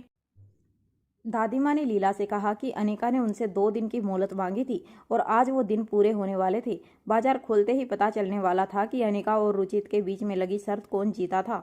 हालांकि दादी माँ को इस बात का भरोसा था कि रुचित और अनिका के बीच में लगी शर्त में रुचित की ही जीत होगी, मगर कहीं ना कहीं दादी माँ यह भी जानती थी कि अनिका की हार की वजह से अनिका को मारवा ग्रुप ऑफ इंडस्ट्री में कई लोगों की जिल्लत बर्दाश्त करनी होगी। दादी माँ नहीं चाहती थी कि अनिका सबकी नज़रों में इज्जत खो बैठे। आखिर अब कई सालों तक रोहित की जगह अनिका को ही कंपनी को संभालना था, जब तक आर्यन कंपनी की बागडोर अपने हाथ में लेने के काबिल ना हो जाए। कुछ देर बाद अनिका अपने बेडरूम से निकलकर अपनी कार में बैठकर सीधे कंपनी के लिए रवाना हो गई। स्टॉक मार्केट ओपन होने में अभी आधे घंटे का वक्त बाकी था। अनिका जैसे ही मारवा ग्रुप ऑफ इंडस्ट्री के हेड ऑफिस पहुंची, अनिका ने देखा कि काफ़ी लोग कॉन्फ्रेंस हॉल के इर्द गिर्द जमा हो चुके थे। मारवा ग्रुप ऑफ इंडस्ट्री में काम करने वाले लोग अच्छी तरह से जानते थे कि आज कंपनी के लिए कितना बड़ा दिन था। मारवा ग्रुप ऑफ इंडस्ट्री के लिए और इंडस्ट्री के साथ जुड़े उनके भविष्य के लिए आज का दिन बेहद महत्वपूर्ण होने वाला था। जैसे ही कंपनी की लिफ्ट टॉप फ्लोर पर पहुंची, लिफ्ट का दरवाजा खुलते ही अनिका ने देखा कि अनिका के कैबिन के बाहर काफ़ी लोगों की भीड़ इकट्ठा हुई थी। उन सभी लोगों को देखकर ऐसा लग रहा था जैसे वह लोग अनिका का रास्ता रोकना चाहते थे। वह लोग अनिका को अपने कैबिन में जाने से रोकना चाहते थे। वो रोहित की जगह अनिका को बैठने नहीं देना चाहते थे। उन सब के आगे चित्रा खड़ी थी। ऐसा लग रहा था कि चित्रा उन लोगों को लीड कर रही थी। अनिका अच्छी तरह से जानती थी कि यह वो ही लोग थे जो सालों से मारवा ग्रुप ऑफ इंडस्ट्री के लिए काफ़ी ईमानदारी और वफादारी के साथ काम कर रहे थे। ठीक चित्रा के तरह वो लोग भी मारवा ग्रुप ऑफ इंडस्ट्री को डूबने से बचाना चाहते थे। अनिका जानती थी कि कुछ देर में उन लोगों की सारी गलतफहमियां दूर हो जाएंगी, मगर अनिका यह नहीं जानती थी कि वो लोग इस वक्त हेड ऑफिस में किसी तरह का तमाशा खड़ा करें। चित्रा की आंखों में आंखें डालकर अनिका ने कहा, यह सब क्या कर रहे हो? मेरा रास्ता रोककर क्यों खड़े हो आप लोग? चित्रा अपनी जगह से एक कदम आगे बढ़ी और अनिका को आगे बढ़ने से रोकते हुए बोली, हम आपको यह सब नहीं करने देंगे। हम सभी यह बात अच्छी तरह से जानते हैं कि आप इस कंपनी की मालिक हैं और हम सब आपके नौकर हैं, मगर नौकर होने के बावजूद हम लोग आपको इस तरह से हमारी कंपनी को डुबाते हुए नहीं देख सकते। चित्रा की बात पूरी होते ही चित्रा के साथ खड़े उसके साथी भी एक आवाज़ में बोले, हाँ हाँ, हम यह नहीं होने दे सकते। हम लोग यह बात अच्छी तरह से जान चुके हैं कि आपकी मसूबे क्या हैं। आप किसी भी तरह गुलेरिया ग्रुप ऑफ इंडस्ट्री को मारवा ग्रुप ऑफ इंडस्ट्री से आगे बढ़ाते हुए देखना चाहती हैं, मगर हम लोग इतने सालों से इस कंपनी के साथ जुड़े हैं, हम ऐसा होते हुए नहीं देख सकते और हम सब ने मिलकर यह कसम खाई है कि हम आपको ऐसा करने से रोकेंगे। मारवा ग्रुप ऑफ इंडस्ट्री हमेशा से नंबर 1 रही थी, नंबर 1 है और नंबर 1 ही रहेगी। तभी एक 55-60 साल के आदमी जो काफ़ी सालों से कंपनी में काम कर रहे थे, वो आगे बढ़कर अनिका से कहने लगे, अगर Guleria group of company number 1 बनना चाहती है तो उनसे कहिए कि वो बिजनेस में ईमानदारी से हमसे एक मुकाबला करे और नंबर 1 पोजीशन हासिल करे। इस तरह से अपनी बेटी को हमारे ऑफिस में भेजकर हमारी ही बॉस बनाकर हमें हराने की कोशिश करके उन्होंने यह साबित कर दिया है कि उन लोगों को मारवा ग्रुप ऑफ इंडस्ट्री से कितनी जलन होती है, हमारी कामयाबी से कितनी जलन होती है और हमारी नंबर 1 की पोजीशन से कितनी जलन होती है। देखते ही देखते कंपनी के सारे लोग अनिका के विरोध में खड़े हो गए। ऑफिस के लोग जिस तरह से अनिका के खिलाफ खड़े हुए थे, वो देखकर भीड़ के ठीक पीछे खड़े आयुष और पंकज मारवा मुस्कुराने लगे। बाकी खड़े बोर्ड ऑफ डायरेक्टर भी अब समझ चुके थे कि कंपनी को और कंपनी के सारे एम्प्लॉयज़ को एकजुट रखना उनके लिए बेहद मुश्किल होने वाला था। उन्हें अपनी आंखों के सामने मारवा ग्रुप ऑफ इंडस्ट्री का जहाज डूबते हुए नजर आ रहा था। वो लोग यह बात अच्छी तरह से जान चुके थे कि किसी को भी अपने कैप्टन पर भरोसा नहीं था। पंकज मारवा ने तभी आयुष मारवा को अपनी आंख से इशारा किया। आयुष समझ चुका था कि अब वक्त आ चुका था। अब उसे अनिका के प्रति इस अविश्वास का फायदा उठाकर खुद लोगों का लीडर बन जाना था। आयुष अपने दोनों हाथ हवा में लहराते हुए भीड़ के बीच में सबके सामने आकर खड़ा हो गया। अनिका की ओर पीठ करते हुए आयुष मारवा लोगों के लीडर बनकर लोगों को कहने लगा, शांत हो जाइए, प्लीज आप लोग शांत हो जाइए। मैं कई सालों से इस कंपनी का बोर्ड ऑफ डायरेक्टर हूँ। मेरे पापा भी इस कंपनी के बेहद अहम बोर्ड ऑफ डायरेक्टर हैं और इस लिहाज से मैं आप लोगों से रिक्वेस्ट करता हूँ कि आप लोग प्लीज शांत हो जाइए। आयुष की रिक्वेस्ट सुनकर सभी लोग शांत हो गए। अनिका चुपचाप उस जगह पर खड़ी सारा तमाशा देख रही थी। अनिका बार बार अपनी घड़ी में वक्त देखे जा रही थी। आयुष ने अपनी बात आगे बढ़ाते हुए लोगों से कहा, देखिए आप लोगों का थोड़ा कोऑपरेट करना होगा। इस वक्त मार्केट में भी काफ़ी अफवाहों से बाजार गर्म हो चुका है। लोग यहाँ तक बातें कर रहे हैं कि आज ही का दिन है जब गुलेरिया ग्रुप ऑफ इंडस्ट्री का एक नया इतिहास लिखा जाएगा। लोग यहाँ तक कह रहे हैं कि आज ही वो तारीख है जब मारवा ग्रुप ऑफ इंडस्ट्री हमेशा हमेशा के लिए नंबर 1 की पोजीशन खो देगी और Guleria group of industry number 1 की पोजीशन हासिल कर लेगी। आयुष की बातें सुनकर चित्रा की आंखों में गुस्सा बढ़ते ही जा रहा था। मारवा ग्रुप ऑफ इंडस्ट्री से जुड़े वफादार लोग आयुष की बात सुनकर अपना सर झुकाकर खड़े हो गए। वो सभी लोग बाजार में चल रही बात अच्छी तरह जानते थे और सब लोग यह बात भी अच्छी तरह से जानते थे कि अनिका ने जो 2 दिन की मोहलत मांगी थी वो आज पूरी होने वाली थी। और जैसे ही आज अनिका की कही बात गलत साबित हुई, लोगों का कंपनी पर भरोसा उठने लगेगा। जो लोग कई सालों से विश्वास के साथ कंपनी के शेयर में इन्वेस्ट करके बैठे थे, वो सारे लोग एक साथ अपने शेयर बेचकर कंपनी के प्रति अपना अविश्वास दिखा देंगे। ऐसा होते ही कंपनी के शेयर्स में काफ़ी गिरावट देखी जा सकती थी। आयुष मारवा और पंकज ने जानबूझकर प्रेस रिपोर्टर्स को भी अंदर आने की इजाज़त दे दी थी।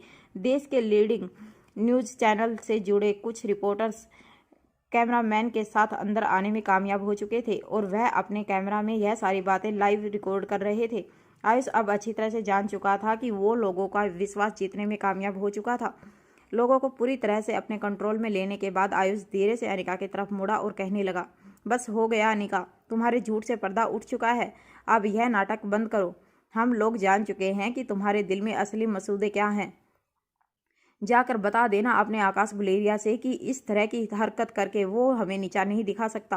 तुम्हारे एक गलत फैसले की वजह से भले ही हमारा नाम काफ़ी खराब हो चुका है, मगर बहुत जल्द हम तुम्हें इस पोजीशन से हटाकर इस चीज़ को पलट कर रख देंगे। दादी माँ चाहती है कि मारवा ग्रुप ऑफ इंडस्ट्री की बागडोर एक दिन आर्यन के हाथ में सौंप दी जाए तो ठीक है। हमें भी दादी माँ की यह बात बिल्कुल मंजूर है, मगर आर्यन जब तक इस कंपनी को संभालने के लायक नहीं हो जाता तब तक हम सब लोग मिलकर इस कंपनी को संभालेंगे और ना ही हमारी रिवल कंपनी के रिप्रेजेंटेटिव को इस कंपनी को चलाने का मौका देंगे। तुम्हें क्या लगता है सोने में इन्वेस्टमेंट जारी रखकर तुम कंपनी को जो नुकसान पहुंचाने वाली हो उससे मारवा ग्रुप ऑफ इंडस्ट्री को कोई फर्क पड़ने वाला है? बिल्कुल नहीं। 1000, 2000, 3000 करोड़ से मारवा ग्रुप ऑफ इंडस्ट्री को कोई फर्क नहीं पड़ने वाला। अरे इतना नुकसान तो हम बोर्ड ऑफ डायरेक्टर मिलकर ही सारे इन्वेस्टर को लौटा देंगे और उनका विश्वास फिर से हासिल कर लेंगे। आखिर मारवा ग्रुप ऑफ इंडस्ट्री की नींव हमारे इन्वेस्टर और हमारे साथियों के भरोसे पर टिकी है। आयुष मारवा की बात सुनकर उसके पीछे खड़े सारे लोग एक चट्टान की तरह अनिका के सामने खड़े हो गए थे। सभी लोगों की आंखों में सिर्फ एक ही जुनून नजर आ रहा था। वो लोग अनिका को चेयरमैनशिप की पोजीशन से हटाना चाहते थे।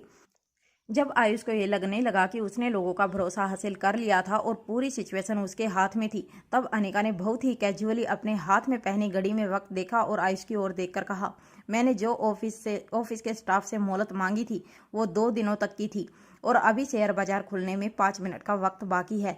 मैं जानती हूँ कि तुम रोहित की पोजीशन पर बैठने के लिए काफ़ी उतावले हो, मगर तुम्हें अभी और इंतजार करना होगा और यह इंतजार कितना लंबा होगा यह मैं नहीं जानती।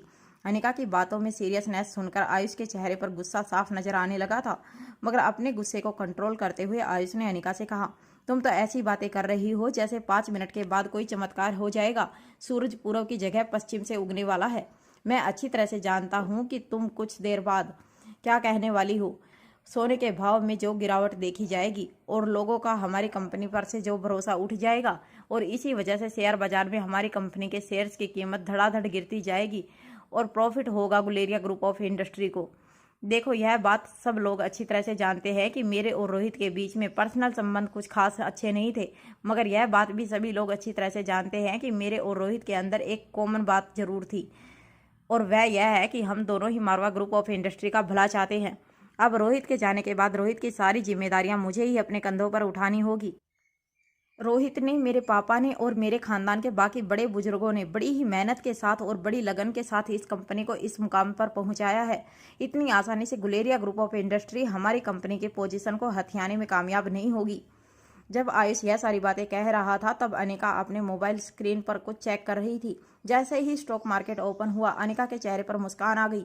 अनिका ने अपने मोबाइल में कुछ पढ़ने के बाद मोबाइल को फिर से अपनी जेब में रख दिया। अनिका के कैबिन के बाहर जितने भी लोग खड़े थे उन सबकी नजरें अपने अपने मोबाइल पर टिकी हुई थी।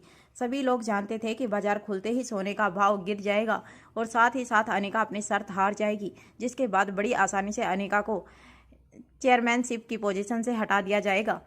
मगर सभी लोग अपने मोबाइल में देखकर हैरान हो गए। आयुष लगातार अनिका के खिलाफ बातें करता रहा, मगर देखते ही देखते सब लोग खामोश होकर अपने मोबाइल स्क्रीन पर अपनी आंखें जमाकर न्यूज पढ़ने लगे, जिसमें लिखा था सोने के भाव में भारी उछाल। यह खबर पढ़ते ही चित्रा ने अचानक आयुष को शांत करते हुए कहा, सर पहले मेरी बात सुनिए। जब आयुष ने देखा कि उसके पीछे खड़े सभी लोग अपने मोबाइल स्क्रीन पर बड़े ही ध्यान से कुछ पढ़ रहे थे, तब आयुष ने चित्रा से पूछा, क्या हुआ, तुम सब लोग इतने खामोश क्यों हो गए? चित्रा ने अपने मोबाइल स्क्रीन आयुष की ओर पलटते हुए कहा, सर सोने के भाव में काफी बड़ा बदलाव देखा गया है, हमारी कंपनी को कोई नुकसान नहीं हुआ। चित्रा के मोबाइल स्क्रीन पर न्यूज पढ़ते ही आयुष के होश उड़ गए। आयुष के साथ साथ पंकज भी फटी हुई आंखों से अपने मोबाइल फोन को पर खबर पढ़ने लगा। चित्रा फटी हुई आंखों से अनिका की ओर देखती रही। उसे समझ नहीं आ रहा था कि वो अनिका से क्या कहे। चित्रा समझ चुकी थी कि अनिका ने बहुत ही सोच समझकर वो फैसला लिया था। अपनी गलती का एहसास होते ही चित्रा ने अपने लोगों से रिक्वेस्ट करते हुए कहा, जगह छोड़ो, मैडम को अपने कैबिन में जाने दो, चलो जगह छोड़ो। चित्रा ने बड़े ही रिस्पेक्ट के साथ अनिका को रास्ता दिखाते हुए कहा, चलिए मैडम, आपकी आज की सारी अपॉइंटमेंट मैंने डायरी में लिख रखी है। आपको एक बार आज का शेड्यूल मीटिंग के बारे में ब्रीफ करा देती हूँ। अपने कैबिन में जाने से पहले अनिका ने आयुष की ओर देखकर कहा, अब बिना वक्त गवाए अपने अपने काम पर लग जाओ, तुरंत। यह एक कंपनी के प्रेसिडेंट का ऑर्डर है। सोने के भाव में उछाल के बारे में सुनकर चित्रा यह बात अच्छी तरह से जान चुकी थी कि उसने सामने खड़ी अनिका कोई मामूली बिजनेसमैन नहीं थी, बल्कि काफी चालाक, शातिर और तेज बिजनेस वूमन थी, जिसकी सूझबूझ और अकल आम लोगों के हिसाब से कहीं ज़्यादा पावरफुल थी। और चित्रा यह बात भी अच्छी तरह से जान चुकी थी कि जैसे ही यह बात बाजार में फैलेगी कि मारवा ग्रुप ऑफ इंडस्ट्री के नए चेयरपर्सन ने जो फैसला लिया था वो बिल्कुल सही था, लोगों का विश्वास न फिर से मारवा ग्रुप ऑफ इंडस्ट्री पर फिर से बन जाएगा, बल्कि पहले से और भी ज़्यादा दोगुना हो जाएगा। ऐसा लग रहा था जैसे कैबिन के बाहर खड़े सारे लोगों ने एक साथ राहत की सांस ली थी। उन लोगों को भी अब यकीन हो गया था कि उनका नया मालिक बिजनेस करने के बिल्कुल काबिल था। पंकज और आयुष के अलावा सभी लोगों के चेहरे पर राहत साफ साफ नजर आ रही थी। प्रेस रिपोर्टर्स ने तो यहाँ तक बयान दे दिया था कि अनिका जरूर कोई शातिर बिजनेस एनालिस्ट थी, या फिर अनिका के पास कोई ऐसा सोर्स था जिसे इस्तेमाल करके अनिका फ्यूचर में भी अपने बिजनेस को काफ़ी फ़ायदा करवा सकती थी। जो प्रेस रिपोर्टर्स मीडिया में अनिका के बारे में बुरी बुरी बातें फैला रहे थे, वो ही प्रेस रिपोर्टर्स अब अनिका के लिए तारीफों के पुल बांधने लगे थे। कुछ ही मिनटों में पूरा का पूरा माहौल पलट गया था। आयुष चुपके से भीड़ का सहारा लेकर अनिका की नज़रों से खिसकना चाहता था, मगर तभी अनिका ने आयुष को रोकते हुए कहा, रुक जाओ आयुष, कहाँ जा रहे हो? मैंने सिर्फ उन लोगों को काम पर लौटने के लिए कहा है जो लोग काम किया करते हैं, तुम्हें यह तकलीफ उठाने की कोई ज़रूरत नहीं है। आयुष ने पलटकर अनिका की ओर देखा और अटकती हुई आवाज़ में कहा, अरे क्या हुआ? मैं तो इनफैक्ट बहुत खुश हूँ कि हमारी कंपनी को एक बहुत बड़ा नुकसान होते होते रह गया। चलो, लक ने तुम्हारा साथ दिया और हम भी तुम्हारा साथ देंगे। हम लोग साथ मिलकर इस कंपनी को आगे बढ़ाएंगे। इससे पहले आयुष आगे कोई बात कर पाता, अनिका ने आयुष को चुप कराते हुए कहा, देखो यह सब बातें तो बाद की हैं, पहले हमें तुम्हारी सजा के बारे में सोचना होगा। अनिका के मुंह से यह बात सुनते ही आयुष हैरान होकर अनिका को देखता रहा। अनिका ने अपनी बात आगे बढ़ाते हुए आयुष से कहा, मैंने अपनी फाइल चेक की है, मुझे पता चला है कि पिछले 6 महीनों में तुम्हारे गलत फैसलों की वजह से हमें काफ़ी नुकसान उठाना पड़ा है। रोहित इस बात को नज़रअंदाज करता रहा था, लेकिन तुम्हारा यह नया बॉस इन बातों को नज़रअंदाज नहीं कर सकता। अनिका ने यह बातें काफ़ी अथॉरिटी के साथ आयुष से कही थी। आयुष का बचाव करते हुए पंकज मारवा ने आगे चलकर अनिका से कहा, देखो इस तरह ओवर कॉन्फिडेंस में कोई फैसला लेने की ज़रूरत नहीं है। हाँ, हो सकता है कि आज सोने के भाव में बढ़ोतरी हुई हो, लेकिन इसका मतलब यह नहीं है कि तुम यह जंग जीत चुकी हो। आने वाले दिनों में फिर से सोने के भाव में गिरावट आ सकती है। अभी भी सोने के भाव उस दाम पर पहुंचे नहीं है जिस पर हमने खरीदे थे। तभी कंपनी के एक पुराने वफादार ने आगे बढ़ते हुए पंकज के इस बात का जवाब देते हुए कहा, सर ऐसा नहीं है। मुझे अभी अभी खबर मिली है कि आने वाले दिनों में सोने के दाम आसमान छूने वाले हैं। इनफैक्ट हमने जो भाव में सोना खरीदा था उससे भी कई गुना ज़्यादा सोने का भाव होने वाला है। अनिका मैडम सच में एक काफ़ी अच्छी बिजनेस एनालिस्ट है। उनकी सूझबूझ की वजह से हमारी कंपनी काफ़ी मुनाफा कर लेगी। उस आदमी की बात पूरी होते ही अनिका ने चित्रा की तरफ देखा और कहा, बोर्ड ऑफ डायरेक्टर की मीटिंग को बुलाओ, मैं सारे बोर्ड ऑफ डायरेक्टर से मिलना चाहती हूँ। अनिका की फुर्ती और एनर्जी देखकर चित्रा भी चार्ज हो गई। अनिका भी अच्छी तरह से जानती थी कि पिछले दिनों में चित्रा ने अनिका के साथ जो बर्ताव किया था वो सिर्फ इसलिए किया था क्योंकि चित्रा को गलतफहमी हो गई थी कि अनिका मारवा ग्रुप ऑफ इंडस्ट्री को डुबोने की ख्वाहिश के साथ कंपनी में दाखिल हुई थी। अपनी बात पूरी करने के बाद चित्रा अनिका के साथ उसके कैबिन में चली गई और कैबिन का दरवाजा बंद हो गया। दरवाजे के बाहर साफ और बड़े अक्षरों के साथ लिखा गया था, president of Marwa group of industry. इतिहास में यह पहली बार होने वाला था जब मारवा ग्रुप ऑफ इंडस्ट्रीज का प्रेसिडेंट एक गुलेरिया परिवार का सदस्य बनने वाला था। वहां हेड ऑफिस की बिल्डिंग के बाद दादी माँ लीला से कहने लगी, अरे यह लड़की गाड़ी चलाती है या हवाई जहाज, पता ही नहीं चला कि पल भर में कहाँ गायब हो गई। हमारा ड्राइवर तो पीछे ही रह गया। दादी माँ की साइड का दरवाजा खोलते हुए ड्राइवर ने दादी माँ से कहा, मैडम मैंने तो बहुत कोशिश की मगर 1-2 सेकंड के अंदर ही पता नहीं मैडम कहाँ गायब हो गई। मैंने अपनी पूरी जिंदगी में इससे तेज ड्राइवर कभी नहीं देखा। लकड़ी का सहारा लेकर दादी माँ हेड ऑफिस के अंदर दाखिल होने लगी। अपने साथ साथ चल रही लीला से दादी माँ ने कहा, मेरे तो समझ में नहीं आ रहा कि यह लड़की आखिर है क्या चीज, इतनी तेज ड्राइविंग करने की क्या जरूरत है उसे। लीला ने दादी माँ को शांत कराते हुए कहा, देखिए आप भी जानती हैं कि आज उसके लिए कितना इम्पोर्टेंट दिन है। हो सकता है कि उसे ऑफिस पहुंचने की बेहद जल्दी हो और आप तो जानती है कि आज उनके साथ क्या होने वाला है। दादी माँ टॉप फ्लोर में जाने के लिए लिफ्ट की ओर आगे बढ़ने लगी।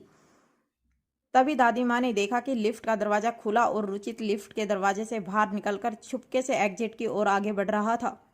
दादी माँ ने रुचित को आवाज लगाते हुए कहा, अरे रुचित रुक जाओ, कहाँ जा रहे हो। दादी माँ को अपने सामने देखकर रुचित हैरान हो गया। रुचित को समझ नहीं आ रहा था कि वह दादी माँ को किस तरह से फेस करे। दादी माँ ने रुचित को कंधे से पकड़ते हुए कहा, रुचित बेटा मैंने तुमसे कहा था ना तुम्हें कहीं नहीं जाना है। ऐसे मुश्किल वक्त में तुम्हें अनिका का साथ देना है और आज तो लोग उसे काफ़ी नीचा दिखाने की कोशिश करेंगे।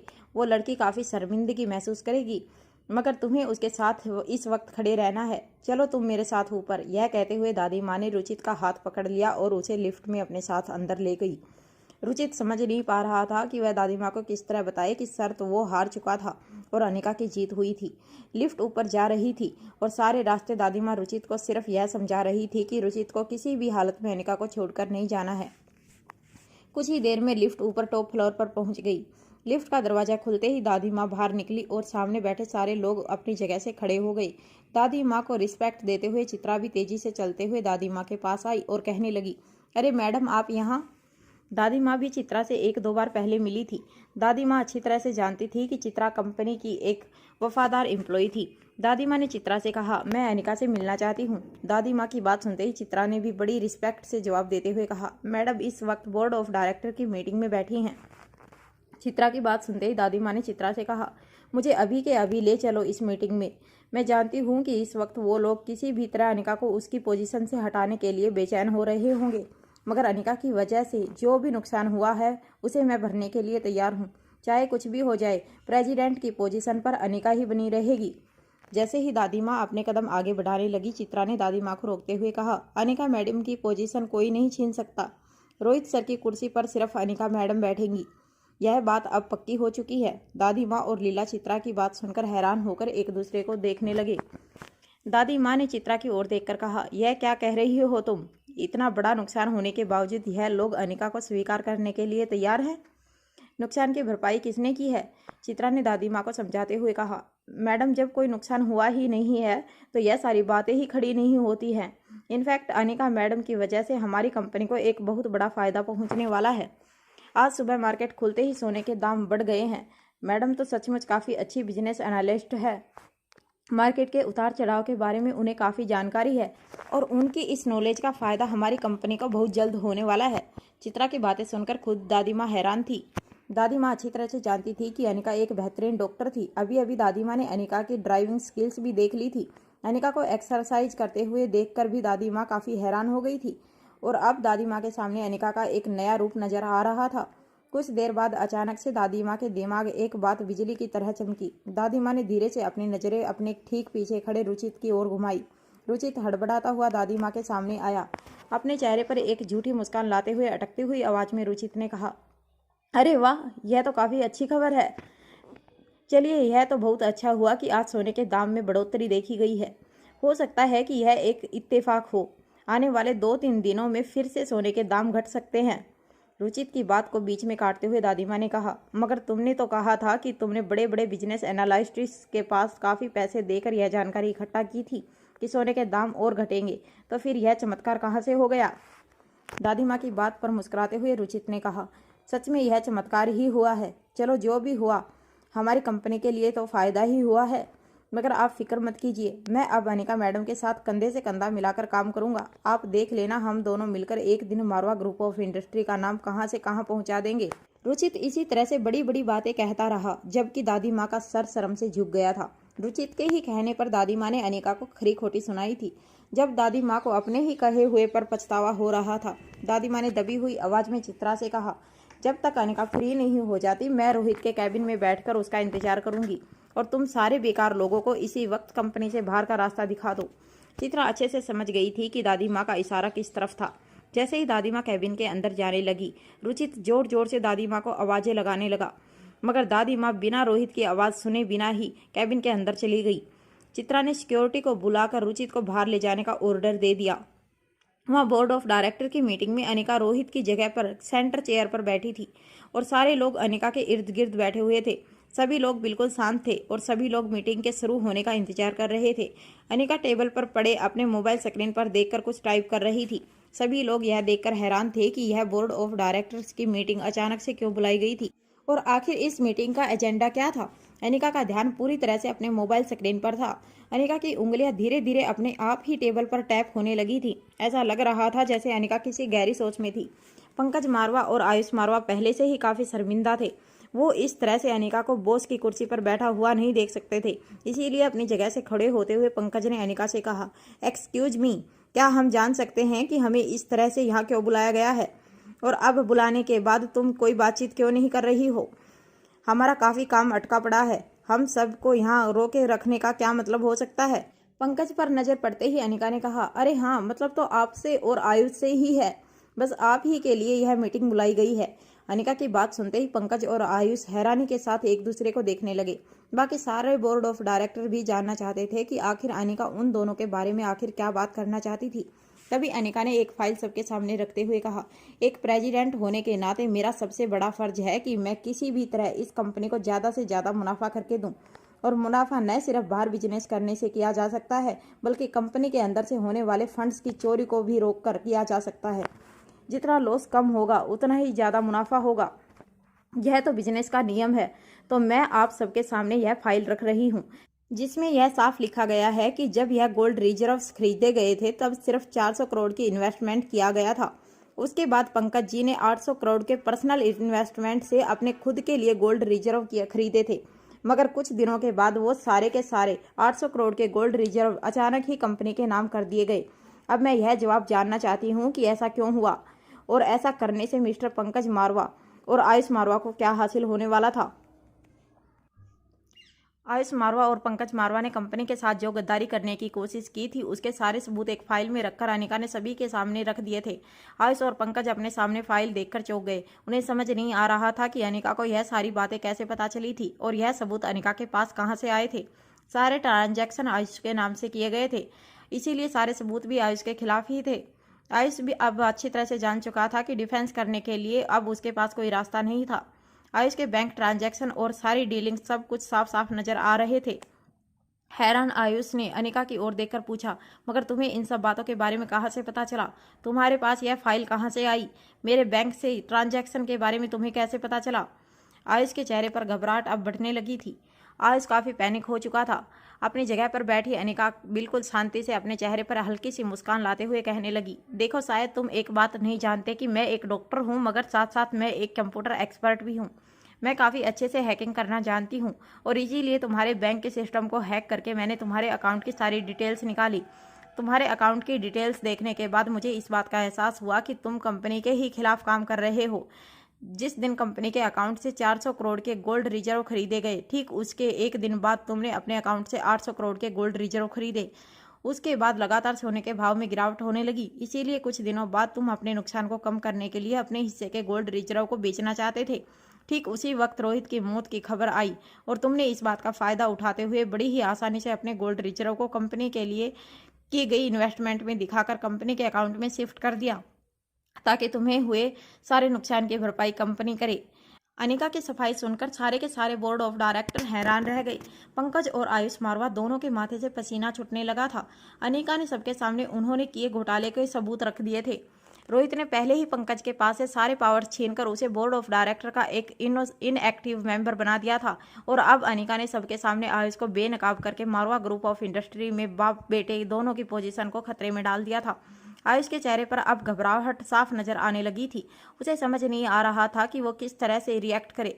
तभी अपने गुस्से पर कंट्रोल खोते हुए आयुष ने अनिका के सामने पड़ी हुई फाइल को अपने हाथों में उठाया और फाइल को अपने हाथों में कसकर पकड़ लिया। एक एक करके फाइल के हर पेपर को फाड़ते हुए आयुष ने अनिका की ओर देखकर कहा, हाँ मैंने किया है यह सब, क्योंकि मारवा ग्रुप ऑफ इंडस्ट्री मेरी है और इसमें मेरा और मेरा पापा का पूरा अधिकार है। हम जो चाहे वो कर सकते हैं। यह पैसा भी हमारा है और जिस कुर्सी पर तुम बैठी हो वह पोजीशन भी हमारी है, जिस पर तुमने जबरदस्ती कब्जा कर लिया है और अब यहाँ पर आकर हमसे हिसाब मांग रही हो। हमारी ही कंपनी से ही हमको ही हिसाब मांगा जा रहा है। यह सारा का सारा पैसा हमारा है और हम जो चाहे वह कर सकते हैं, उससे तुम्हें क्या। आयुष की बात को बीच में काटते हुए अनिका ने अपना एक हाथ जोर से मेज पर पटका और कहा, देखो यह सारा पैसा शेयर होल्डर का है, उन लोगों का है जिन लोगों ने इस कंपनी पर भरोसा रखकर इस कंपनी में इन्वेस्टमेंट की है और तुमने उन्हीं लोगों का भरोसा तोड़ा है। इसीलिए तुम्हें अब तुम्हारी पोजीशन पर रहने का कोई अधिकार नहीं। मैं इस कंपनी की मालिक होने के नाते तुम्हें तुम्हारी पोजीशन से बेदखल करती हूँ। अनिका का फैसला सुनकर सारे के सारे बोर्ड ऑफ डायरेक्टर अपना सर झुकाकर बैठे रहे। सबका रिएक्शन देखकर आयुष का गुस्सा 7वें आसमान पर चढ़ गया। आयुष ने अनिका से कहा, तुम होती कौन हो मुझे बेदखल करने वाली, और तुम नहीं जानती तुमने कितनी बड़ी गलती की है। बैंक के सिस्टम को हैक करके तुमने बैंक के सिस्टम को हैक करके यह साबित किया है कि तुम एक प्रोफेशनल क्रिमिनल से भी ज़्यादा खतरनाक हो। अगर इस तरह की खतरनाक क्रिमिनल माइंड की कंपनी की हेड की पोजीशन पर बैठी रही तो आने वाले दिनों में कंपनी के साथ क्या होगा इसका तो अंदाज़ा लगाया जा सकता है, मगर मैं ऐसा होने नहीं दूंगा। अभी के अभी तुम्हें इस बात की सज़ा दिलाकर रहूंगा। आयुष की बात पर फिर से अनिका ने मुस्कुराते हुए कहा, तुम यह नहीं कर सकते, क्योंकि मुझे मुजरिम साबित करने के लिए तुम्हें सबूत की ज़रूरत है। जिस तरह मेरे पास तुम्हारे खिलाफ सारे सबूत मौजूद हैं, उस तरह तुम्हारे पास मेरे खिलाफ कोई सबूत मौजूद नहीं है, क्योंकि मैं इतनी प्रोफेशनल हैकर हूं कि हैकिंग करने के बाद मैंने ऐसा कोई सबूत पीछे नहीं छोड़ा जिसके जरिए तुम यह हैकिंग साबित कर सको। न ही उस बैंक को कोई नुकसान हुआ है, और हाँ, मैं तुम्हें यह बात बता दूं कि मैंने बैंक सिस्टम को हैक करने के बाद सिर्फ एक ही फाइल निकाली थी, जिसे अभी अभी तुमने पूरी तरह से फाड़ दिया है। अनिका की बात सुनकर कुछ देर के लिए आयुष को भी राहत महसूस हुई। उसे लगा कि उसने फाइल को नष्ट करके अपने खिलाफ सारे सबूतों को मिटा दिया था। तभी अनिका ने अपनी जेब से एक छोटी सी पेन निकालकर कहा, मगर अफसोस कि तुमने अभी अभी खुद ही अपने गुनाह के बारे में सारा कन्फेशन दे दिया है, जो इस पेन में लगी छोटी सी पेन ड्राइव में रिकॉर्ड हो चुका है। अनिका की सूझबूझ और प्लानिंग देखकर कॉन्फ्रेंस हॉल में बैठे सभी बोर्ड ऑफ डायरेक्टर काफी इंप्रेस हो गए थे। पंकज और आयुष अब समझ चुके थे कि अब मारवा ग्रुप ऑफ इंडस्ट्री पर उनका होल्ड हमेशा हमेशा के लिए चला गया था। जब बाप बेटे कॉन्फ्रेंस रूम से सर झुकाते हुए निकलने के लगे, तब अनिका ने आयुष को आवाज लगाते हुए कहा, 1 मिनट, अभी तो सिर्फ तुम्हारा गुनाह साबित हुआ है, तुम्हारी सजा नहीं सुनाई गई। अनिका की इस बात पर पंकज और आयुष दोनों हैरानी के साथ अनिका की ओर देखने लगे। तभी अनिका अपनी जगह से उठी और अपने दोनों हाथ बिल्कुल रोहित के स्टाइल में अपनी जेब में डालकर पंकज और आयुष से बोली, देखिए बात यह है कि जब आप दोनों ने 800 करोड़ रुपए के रिजर्व खरीदे थे, उस वक्त गोल्ड का जो भाव था वो कुछ और था, और जब आपने बिना बताए कंपनी को वो गोल्ड रिजर्व ट्रांसफर कर दिए, उस टाइम गोल्ड की कीमत काफी गिरावट हो चुकी थी। दोनों कीमत में जो डिफरेंस था उसकी भरपाई तो आप दोनों को करनी होगी। इससे पहले अनिका की इस बात का आयुष कोई टेढ़ा जवाब देता, तब तक पंकज ने आयुष का हाथ पकड़ लिया और उसे अपने साथ कॉन्फ्रेंस रूम से बाहर ले जाने लगे। कुछ ही देर में पूरी कंपनी में यह खबर फैल चुकी थी कि किस तरह अनिका ने कंपनी का चार्ज अपने हाथों में ले लिया था। सारे बोर्ड ऑफ डायरेक्टर भी अपनी मीटिंग पूरी करके अपने अपने काम पर लग गए थे। तभी मारवा ग्रुप ऑफ इंडस्ट्री के हेड ऑफिस के बाहर अपनी कार में बैठे आकाश को जब इन बातों का पता चला, तब वह हैरान हो गया। आकाश के ठीक बगल में बैठी श्रेया ने आकाश से कहा, अब यहाँ क्यों बैठे हैं? तुमने तो कहा था ना कि हमें अनिका की मदद करने जाना है, तो फिर यहाँ क्यों बैठे हो? जरा चलो ऊपर। आकाश ने अपने हाथ में पकड़ा हुआ चेक डैशबोर्ड में रखते हुए श्रेया से कहा, नहीं, मुझे नहीं लगता कि हमें जाने की ज़रूरत पड़ेगी। मुझे लग रहा है कि अनिका को साथ देने वाला कोई मिल चुका है जो हमसे भी बहुत ज़्यादा ताकतवर और पावरफुल है। यह कहने के बाद आकाश एक गहरी सोच में पड़ गया। तभी श्रेया ने आकाश से कहा, हाँ, मैं अच्छी तरह से जानती हूँ कि वह कौन है।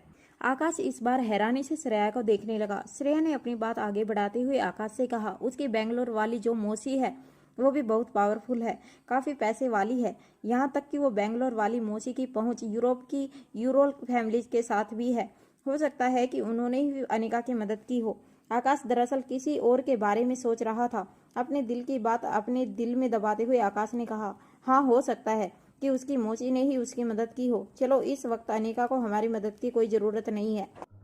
हेड ऑफिस के बाहर एक और कार खड़ी थी जो अनिका की मदद करने के लिए वहां पहुंची थी। कार के अंदर किशन मामा और अंजलि मामी बहस कर रहे थे। अंजलि मामी ने किशन मामा से कहा, मैं तुम्हें कह रही हूँ, इतने पैसे देने की ज़रूरत नहीं है। अनिका को इन पैसों की कोई ज़रूरत नहीं है। किशन मामा ने अंजलि मामी की बात का जवाब देते हुए कहा, देखो, मैं अच्छी तरह से जानता हूँ कि हमने यह पैसे श्वेता और क्रश के लिए बचा कर रखे थे, मगर अनिका भी मेरी बेटी जैसी है। अगर ऐसे वक्त में यह पैसे मैंने अनिका को काम नहीं आए तो मैं ऊपर जाकर स्वाति को क्या मुंह दिखाऊंगा। दरअसल अंजलि मामी अच्छी तरह से जानती थी कि अनिका की बिजनेस सेंस बहुत अच्छी थी। अगर अनिका ने किसी स्टॉक में इन्वेस्टमेंट किया था तो बड़ा सोच समझकर ही इन्वेस्टमेंट किया होगा। अनिका ने खुद कुछ महीनों पहले अंजलि मामी की शेयर बाजार से खुद काफ़ी पैसा कमा कर दिए थे। इसीलिए अंजलि मामी को इस बात का यकीन था कि अनिका कभी भी इस मामले में कोई गलत फैसला नहीं ले सकती थी। मगर किशन मामा ने अंजलि मामी की इन बातों को एक अलग ही एंगल से देखा था। उन्हें ऐसा लग रहा था कि अंजलि मामी किशन मामा को अनिका को पैसे देने की मदद करने से रोक रही थी। किशन मामा ने अपनी बात आगे बढ़ाते हुए कहा, देखो, मैंने दोनों बच्चों से पूछ लिया था। मैंने श्वेता से भी बात कर ली थी और किर्स से भी बात कर ली थी कि अगर मैं इन पैसों से अनिका की मदद करना चाहूँ तो उन्हें कोई एतराज़ तो नहीं है। दोनों बच्चों ने मुझे कहा कि मुझे ऐसे वक्त में अनिका की मदद जरूर करनी चाहिए। अंजलि मामी ने फिर से किशन मामा की बात को काटते हुए कहा, मगर अनिका को इन पैसों की ज़रूरत नहीं है। आप समझ क्यों नहीं रहे हैं? आप मुझे क्या समझते हैं? मैं अनिका से प्यार नहीं करती? क्या आपको लगता है कि मैंने अनिका और श्वेता में कभी कोई फ़र्क किया है? मैं यह आपको सिर्फ इसलिए बता रही हूँ क्योंकि अनिका को इन पैसों की ज़रूरत नहीं है। यह देखिए, आज सोने के दाम में कितनी बढ़ोतरी हुई है, जरा देख लीजिए अपनी आंखों से। यह कहने के बाद अंजलि मामी ने किशन मामा को अपनी फ़ोन स्क्रीन पर सोने के दाम दिखाए। किशन मामा ने खुद नहीं सोचा था कि इतनी जल्दी बाजार इस तरह पलट जाएगा। वो कुछ देर तक हैरानी से फ़ोन स्क्रीन पर देखते रहे। तभी धीमी आवाज़ में अंजलि मामी ने किशन मामा से कहा, अरे, अनिका को मदद करने के लिए कई लोग लाइन लगाकर खड़े हैं और यह मत भूलिए कि हम सिर्फ एक मामूली फार्मास्यूटिकल कंपनी चलाते हैं। तुम जो रकम भर कर लाए हो चेक में, उस रकम से तो वैसे भी अनिका की मदद नहीं की जा सकती थी। यह मत भूलो कि अब तुम्हारी भांजी गुलेरिया खानदान की बेटी है और मारवा खानदान की बहू। यह बात सुनकर किशन मामा की आंखों से आंसू झलकने लगे और उनके चेहरे पर एक मुस्कान आ गई। जब मारवा ग्रुप ऑफ इंडस्ट्री के हेड ऑफिस के बाहर यह सब कुछ चल रहा था तब ऊपर बैठी रोहित की चेयर के अनिका इस बारे में कुछ नहीं जानती थी। इतने लोग अनिका की मदद करने नीचे जमा हुए थे। कुछ दिनों के बाद मारवा ग्रुप ऑफ इंडस्ट्री का बिजनेस फिर से ट्रैक पे आने लगा। आर्यन भी छोटी मोटी चीज़ों में अनिका की मदद करने लगा था। अच्छी तरह से फाइल्स पढ़ने के बाद आर्यन अनिका को कई चीज़ों में सजेशन भी देता था। आर्यन की बातें सुनकर अनिका को ऐसा लगने लगा था जैसे खुद रोहित ही अनिका के साथ बात कर रहा था। इतनी सी उम्र में आर्यन सूझबूझ और समझदारी दिखाकर अनिका को आर्यन किसी चमत्कारी बच्चे से कम नहीं लग रहा था। कुछ दिनों तक लगातार इसी तरह सुबह ऑफिस पहुंचकर सारी जिम्मेदारियां चित्रा को सौंपकर अनिका बस एक ही ख्याल में डूबी रहती कि वो किस तरह लंदन पहुंचकर V16 पावर ड्रग का वह फार्मूला हासिल करे। तभी अचानक चित्रा ने अनिका की कैबिन में आकर कहा, मैडम, मैं आपसे एक बात कहना चाहती हूँ। मेरी चिराग से बात हुई। चिराग ने मुझे बताया कि उसने जॉब अपनी मर्जी से छोड़ी है। उसको जॉब छोड़ने के पीछे आपका कोई हाथ नहीं था। चिराग का नाम सुनते ही अनिका के कान खड़े हो गए। अनिका ने चित्रा से पूछा, क्या तुम्हारी बात हुई चिराग से? वो कहाँ है इस वक्त? चित्रा ने यहाँ वहाँ देखने के बाद धीमी और दबी हुई आवाज़ में अनिका से कहा, मैडम, चिराग इस वक्त लंदन में है, मगर चिराग ने मुझसे कहा है कि यह बात मैं किसी को ना बताऊँ। चिराग के लंदन होने की खबर सुनकर अनिका के होश उड़ गए। चित्रा की बात सुनकर अनिका काफी हैरान हो गई थी। चित्रा ने कहा था कि चिराग लंदन गया था। अनिका सीधे सीधे इसका यह मतलब लगाने लगी थी कि चिराग अगर लंदन में मौजूद था तो इसका मतलब यह था कि रोहित लंदन पहुंच चुका था। अनिका समझ नहीं पा रही थी कि इस तरह पर्दे के पीछे छुपकर रोहित कौन सा खेल खेल रहा था, और अगर रोहित अनिका से पहले लंदन पहुंच चुका था तो आखिर लंदन पहुंचकर वो क्या हासिल करना चाहता था। अनिका के चेहरे पर काफी परेशानी नजर आने लगी थी। तभी चित्रा ने अनिका की ओर देखते हुए कहा, मैडम, मैं आपसे कहना चाहती हूँ कि आई एम रियली सॉरी। मैंने आपके साथ जिस तरह का बर्ताव किया, मुझे ऐसा नहीं करना चाहिए था। बिना सोचे समझे और बिना असलियत जाने मैंने आपको काफ़ी कुछ कह दिया था। मुझे माफ़ कर दीजिएगा मैडम। अनिका अच्छी तरह से जानती थी कि चित्रा काफ़ी वफादार थी। उसने जो कुछ भी कहा था और किया था वो सिर्फ अपनी डूबती हुई कंपनी को बचाने के लिए कहा था। चिराग के लंदन में होने की खबर ने अनिका को अंदर से हिला दिया था। वो समझ नहीं पा रही थी कि आखिर वो खुद लोगों की नज़रों से बचकर लंदन कैसे पहुंच सकती थी। तभी चित्रा ने अपनी बात आगे बढ़ाते हुए अनिका से कहा, मैडम, वैसे मैं आपको बताना चाहती हूँ कि मुझे जिस इंसान ने कहा था कि आप ही की वजह से चिराग को अपनी नौकरी छोड़नी पड़ी थी, वो सचमुच आपका इतना करीबी है कि उसकी बात पर विश्वास करने के अलावा मेरे पास और कोई चारा नहीं था। चित्रा की यह बात सुनकर अनिका की नजरें फिर से चित्रा पर पड़ी। अनिका भी यह बात जानना चाहती थी कि आखिर कौन था वो जो अनिका का साथ देने का नाटक करके अनिका के ही बारे में ऐसी बातें फैला रहा था। चित्रा ठीक अनिका के बगल में खड़ी हो गई और धीमी आवाज में अनिका से बोली, मैडम, आपके बारे में यह बात जिसने कही थी वो और कोई नहीं बल्कि आपका भाई आकाश गुलेरिया था। चित्रा की जबान से आकाश का नाम सुनकर अनिका के होश उड़ गए। अनिका जानती थी कि आकाश कभी उसके खिलाफ कोई प्लानिंग नहीं कर सकता था, मगर अनिका यह भी जानती थी कि चित्रा उन लड़कियों में से नहीं थी जो लोगों के बीच झूठ मूठ की दरार खड़ी करके अपना फायदा निकालने की कोशिश करे। मगर अब अनिका के लिए यह सोचना बड़ा मुश्किल हो गया था कि आकाश ने ऐसा क्यों कहा था और ऐसा करने से उसे क्या हासिल होने वाला था। वहाँ गुलेरिया ग्रुप ऑफ इंडस्ट्री के हेड ऑफिस के टॉप फ्लोर पर बैठा आकाश अपने कैबिन से बाहर झांकते हुए कुछ देख रहा था। आकाश काफी गहरी सोच में डूबा हुआ। तभी आकाश की चीफ असिस्टेंट मारिया ने आकाश के पर्सनल कैबिन को लॉक किया। मारिया एक 25-26 साल की बेहद खूबसूरत लड़की थी। उसने 2 साल पहले ही Guleria group of industry join की थी, मगर 2 साल के भीतर ही अपनी काबिलियत की वजह से मारिया को एक के बाद एक प्रमोशन मिलती गई। अब मारिया आकाश गुलेरिया के पर्सनल असिस्टेंट बन चुकी थी। जब मारिया ने आकाश को गहरी सोच में डूबा हुआ देखा तब मारिया ने आकाश से कहा, सर, क्या मैं आपके लिए ब्लैक कॉफ़ी मंगवा दूं? आकाश लगातार खिड़की से बाहर देखता रहा। जब मारिया ने देखा कि आकाश उसकी बात का कोई जवाब देने के मूड में नहीं था तो अपने दोनों हाथों में पकड़े आईपैड की स्क्रीन पर दिखाते हुए मारिया ने आकाश से कहा, सर, आज की आपकी अपॉइंटमेंट में थोड़ी रीशेड्यूलिंग हुई है। मैं आपको एक ब्रीफ दे देती हूँ। इससे पहले मारिया आगे बढ़ती आकाश ने अपने हाथ के इशारे से मारिया को आगे बढ़ने से रोकते हुए कहा, इस वक्त सबसे पहले मुझे एक मीटिंग करनी है। मैं जिन जिन लोगों का नाम तुम्हें अभी दे रहा हूँ उन्हें अभी के अभी मेरी कैबिन में बुला लो। आकाश को इससे पहले कभी इतना सीरियस नहीं देखा था मारिया ने, मगर चुपचाप आकाश को बिना कोई सवाल करे मारिया ने नामों की लिस्ट ले ली जिनके साथ आकाश मीटिंग करना चाहता था। नामों की लिस्ट लेने के बाद मारिया ने एक के बाद एक सभी लोगों को कॉल करके मीटिंग में आने को कह दिया। आकाश लगातार अपनी खिड़की के बाहर देखता रहा। मारवा ग्रुप ऑफ इंडस्ट्री की तरह ही गुलेरिया ग्रुप ऑफ इंडस्ट्री का मकान भी दिल्ली के लिए काफ़ी पॉश इलाके में बना हुआ था। यह एक 30 मंजिला इमारत थी जिसके टॉप फ्लोर पर आकाश की खुद की पर्सनल कैबिन बनी हुई थी। खिड़की से बाहर झांकते हुए आकाश को नीचे चलने वाले लोग काफ़ी छोटे नजर आ रहे थे। उस इलाके में अक्सर ट्रैफिक जाम रहता था, मगर इतनी ऊंचाई से आकाश को रोड पर लगा ट्रैफिक जाम सजाए हुए खिलौनों के अलावा और कुछ नहीं लगते थे। कुछ ही देर में सारे लोग आकाश के कैबिन में आकर बैठ गए। आकाश ने जब मुड़कर देखा तो उसके सामने कंपनी के वो लोग मौजूद थे जिन्होंने आकाश को पिछले सालों में किसी न किसी जरिए से नीचा दिखाने की कोशिश की थी। दरअसल यह सारे लोग आकाश से उम्र और तजुर्बे में काफ़ी बड़े थे। करण गुलेरिया ने जब गुलेरिया ग्रुप ऑफ इंडस्ट्री की बागडोर आकाश के हाथों में सौंपी थी तभी इन लोगों को यह बात बिल्कुल पसंद नहीं आई थी। आकाश को मदद करने की बजाय उन लोगों ने आकाश को हमेशा डिमोटिवेट करने की कोशिश की थी, मगर आकाश ने भी अपनी मेहनत, लगन और काबिलियत से गुलेरिया ग्रुप ऑफ इंडस्ट्री की रिस्पॉन्सिबिलिटी अच्छी तरह से अपने कंधों पर उठा ली थी। आकाश ने हर मुश्किल का सामना बड़ी अच्छी तरह से किया था, मगर छोटी छोटी बातों को लेकर इन लोगों को हमेशा आकाश के खिलाफ कोई ना कोई कंप्लेंट रहती थी। उन लोगों के ठीक सामने बैठते हुए आकाश ने धीमी आवाज में सभी से कहा, आप लोगों को यह जानकर बड़ी खुशी होगी कि करण चाचा, जो अब मेरे पापा हैं, उन्होंने 51% शेयर अब मेरे नाम कर दिए हैं। यह खबर सुनकर कहीं ना कहीं मारिया को बहुत बड़ी राहत महसूस हुई। मारिया जान चुकी थी कि अब कंपनी चलाने के लिए आकाश को जिस पावर और अथॉरिटी की जरूरत थी वो उसे मिल चुकी थी। इसीलिए कंपनी चलाने में अब आगे आकाश का रास्ता काफी आसान होने वाला था। कंपनी का 51% शेयर होल्डर होने के नाते आकाश जब चाहे जो चाहे वह फैसला आसानी से बिना किसी की रोक टोक के ले सकता था, जो कहीं ना कहीं कंपनी के फायदे में होता। आकाश के सामने जो लोग बैठे थे वो कंपनी के कई सालों से काम करने वाले रहे थे और कंपनी की कई बड़ी बड़ी पोजीशन पर बैठे हुए थे। आकाश ने अपनी कमर सीधी करते हुए उन सभी से कहा, पापा ने 51% शेयर तो मेरे नाम जरूर कर दिए हैं, मगर वो अकाउंट। यह कहने के बाद आकाश कुछ देर तक खामोश रह गया। आकाश के सामने बैठे सारे लोग हैरानी से एक दूसरे को देखने लगे। उनमें से एक सीनियर मैनेजर ने आकाश की ओर देखकर कहा, क्या हुआ उस अकाउंट का? आकाश ने उनकी बात का जवाब देते हुए धीमी आवाज में कहा, मैंने वो अकाउंट रिजेक्ट कर दिया।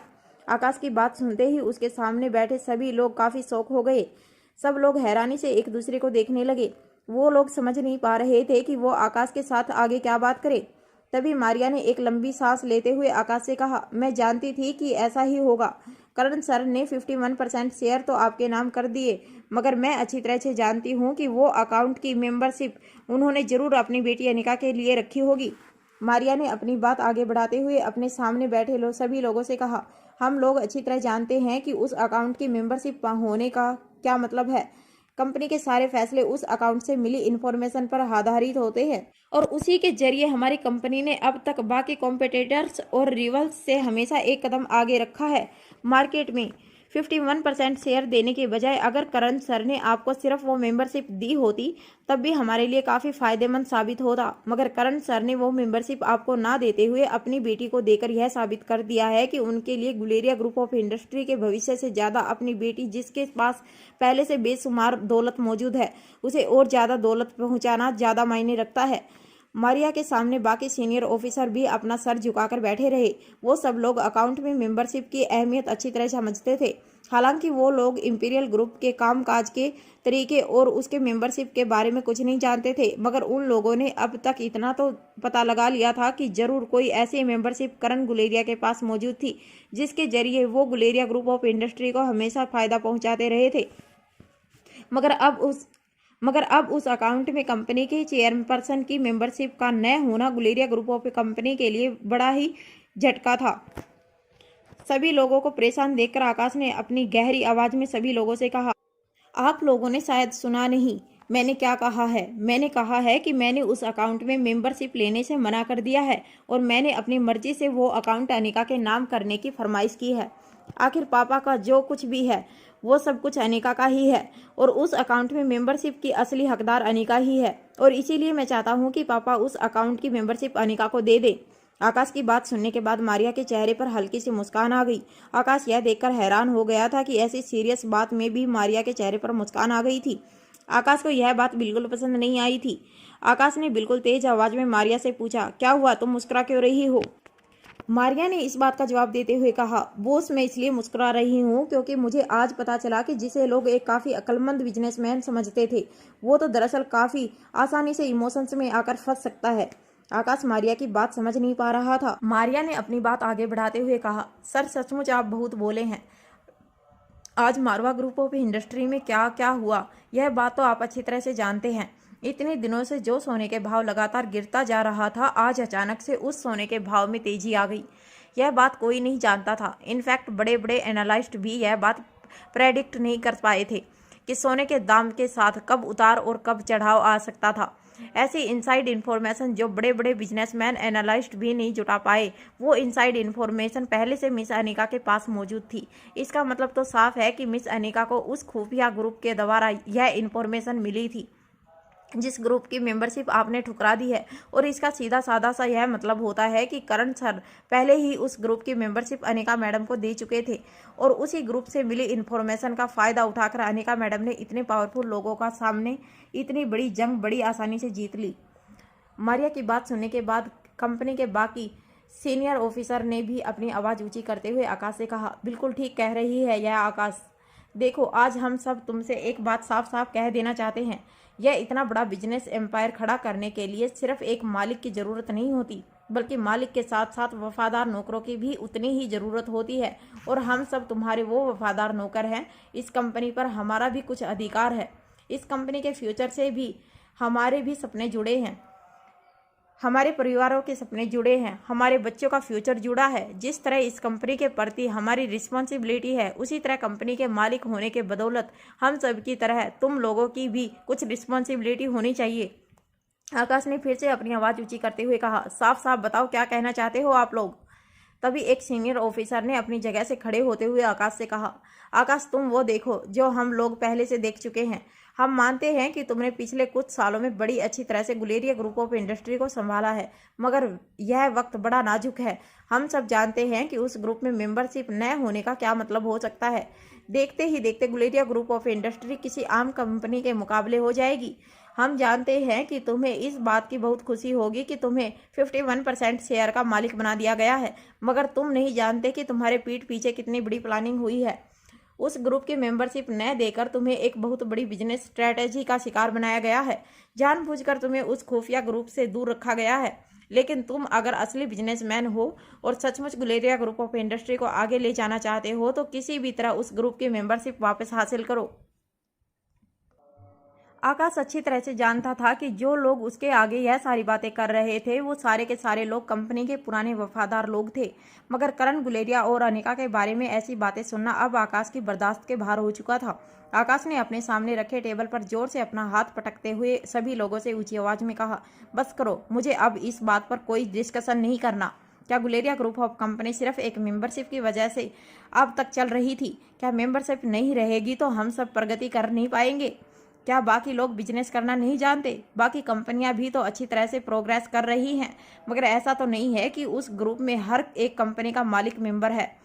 कोई भी कंपनी प्रोग्रेस करती है तो वहाँ काम करने वाले लोगों की वजह से, उनकी सूझबूझ, उनकी मेहनत और उनकी काबिलियत की वजह से गुलेरिया ग्रुप ऑफ इंडस्ट्री भी आगे प्रोग्रेस करती रहेगी। हम सब की मेहनत, लगन और काबिलियत की वजह से। रही बात उस ग्रुप की मेंबरशिप की, तो मैं आप सबको इतना बता देना चाहता हूं कि मेंबरशिप मेरे पापा करण गुलेरिया की है। वो जब चाहे जिसे चाहे वो विरासत में दे सकते हैं और अब आगे इस बात पर मुझे कोई भी डिस्कशन नहीं चाहिए। अनिका मेरी बहन है और करण गुलेरिया की बेटी, इस लिहाज से यह Guleria group of industry Anika की ही है। इस इंडस्ट्री पर मुझसे ज़्यादा हक अनिका का है। और मेरी एक और बात सब लोग कान खोलकर सुन लें, अनिका को अगर किसी ने भी तकलीफ पहुंचाने की कोशिश की तो मुझसे बुरा कोई नहीं होगा। अपनी बात पूरी करते करते आकाश का चेहरा लाल पड़ चुका था। सब लोग यह जान चुके थे कि आकाश काफी गुस्से में था। किसी ने आकाश को इतने गुस्से में आज से पहले कभी नहीं देखा था। आकाश की धमकी भरी बातें सुनने के बाद कैबिन में बैठे सारे लोग एक एक करके कैबिन से बाहर जाने लगे। आकाश अच्छी तरह से जानता था कि वो सभी के सभी लोग कंपनी के लिए काफी वफादारी से कई सालों से काम कर रहे थे। भले ही उनमें से ज्यादातर लोगों से आकाश के संबंध ज्यादा अच्छे नहीं थे, मगर आकाश फिर भी यह बात अच्छी तरह से जानता था कि वो लोग कंपनी के साथ सुख दुख में हमेशा ही खड़े रहे थे। मगर आकाश अनिका के खिलाफ एक शब्द भी नहीं सुन सकता था, खासकर तब जब लोग अनिका और आकाश के बीच करण गुलेरिया की प्रॉपर्टी और प्यार में बंटवारे की बात करते थे। आकाश के बाप ने तो कभी भी उसे प्यार नहीं किया था। आकाश को जो बाप का प्यार मिला था वो सिर्फ करण गुलेरिया की से मिला था। बचपन से ही आकाश के माँ बाप ने उसे बिल्कुल पराया कर दिया था। ऐसे में करण गुलेरिया ने ही आकाश का हाथ थामा था, उसे माँ और बाप दोनों का प्यार दिया था और इस काबिल बनाया था कि आज देश के सबसे बड़े बिजनेसमैन की नाम की सूची में आकाश का नाम बड़ी ही रिस्पेक्ट से लिया जाता था। अचानक ही एक एक करके आकाश को करण गुलेरिया के किए हुए सारे एहसान याद आने लगे। बचपन से लेकर अब तक करण गुलेरिया ने आकाश के लिए जो कुछ भी किया था उसके बदले में आकाश ने अब तक करण गुलेरिया के लिए कुछ भी नहीं किया था और यह आकाश अच्छी तरह से जानता था। यह सब सोचकर आकाश अपने आप को काफ़ी छोटा महसूस करने लगा था। उसे ऐसा लगने लगा था जैसे करण गुलेरिया के एहसानों के तले उसका कद घटता जा रहा था। जब यह सारी बातें आकाश के जहन में चल रही थी तब अचानक एक बात बिजली की तरह चमकी और वह यह थी कि अनिका काफ़ी दिनों से जानती थी कि सोने के दाम बढ़ने वाले थे और ऐसी इन्फॉर्मेशन अनिका सिर्फ एक जगह से हासिल कर सकती थी, वो था इंपीरियल ग्रुप। और इसका सीधा मतलब यह था कि करण गुलेरिया ने पहले ही अनिका को इंपीरियल ग्रुप की मेंबरशिप दे दी थी। आकाश के दिल में जब यह ख्याल आया तब आकाश ने अपने दोनों हाथ अपने सिर पर रख लिए और इस ख्याल को अपने दिमाग से निकालने की कोशिश की, मगर लाख कोशिशों के बाद भी आकाश के दिल और दिमाग से यह सवाल चलता रहा कि आकाश को इस बात का एहसास भी नहीं हुआ कि उसका फ़ोन कहीं काफ़ी देर से बज रहा था।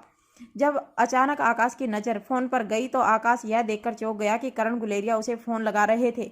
करण गुलेरिया का नंबर देखकर आकाश ने तुरंत फ़ोन कनेक्ट किया। जैसे ही आकाश ने कॉल रिसीव किया, करण गुलेरिया की आवाज़ आकाश के कानों पर पड़ने लगी। करण गुलेरिया ने आकाश से कहा, क्या तुम इस वक्त बिजी हो? आकाश ने इस बात का जवाब देते हुए कहा, नहीं पापा, बोलिए, कोई ज़रूरी काम था?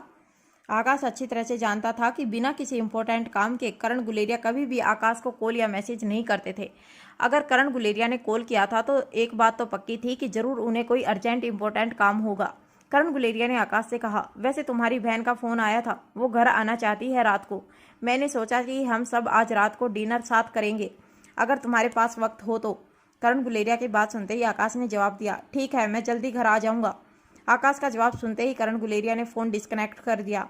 फ़ोन डिस्कनेक्ट होने के बाद अचानक आकाश को ऐसा लगने लगा जैसे करण गुलेरिया रात को अनिका और आकाश के साथ कोई बहुत इंपॉर्टेंट बात करना चाहते थे। आकाश यह सोच सोचकर परेशान हो रहा था कि आखिर वो कौन सी बात थी जो करण गुलेरिया फ़ोन पर नहीं बता सकते थे। आकाश के दिमाग में हजारों ख्याल एक साथ दौड़ने लगे।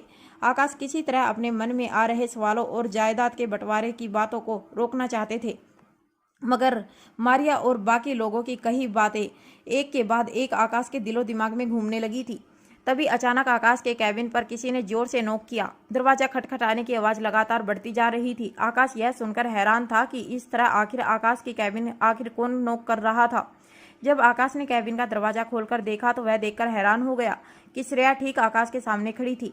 श्रेया के दोनों हाथों में टिफिन थे और श्रेया अपने पैरों से लगातार दरवाजे पर लात मारकर नॉक कर रही थी।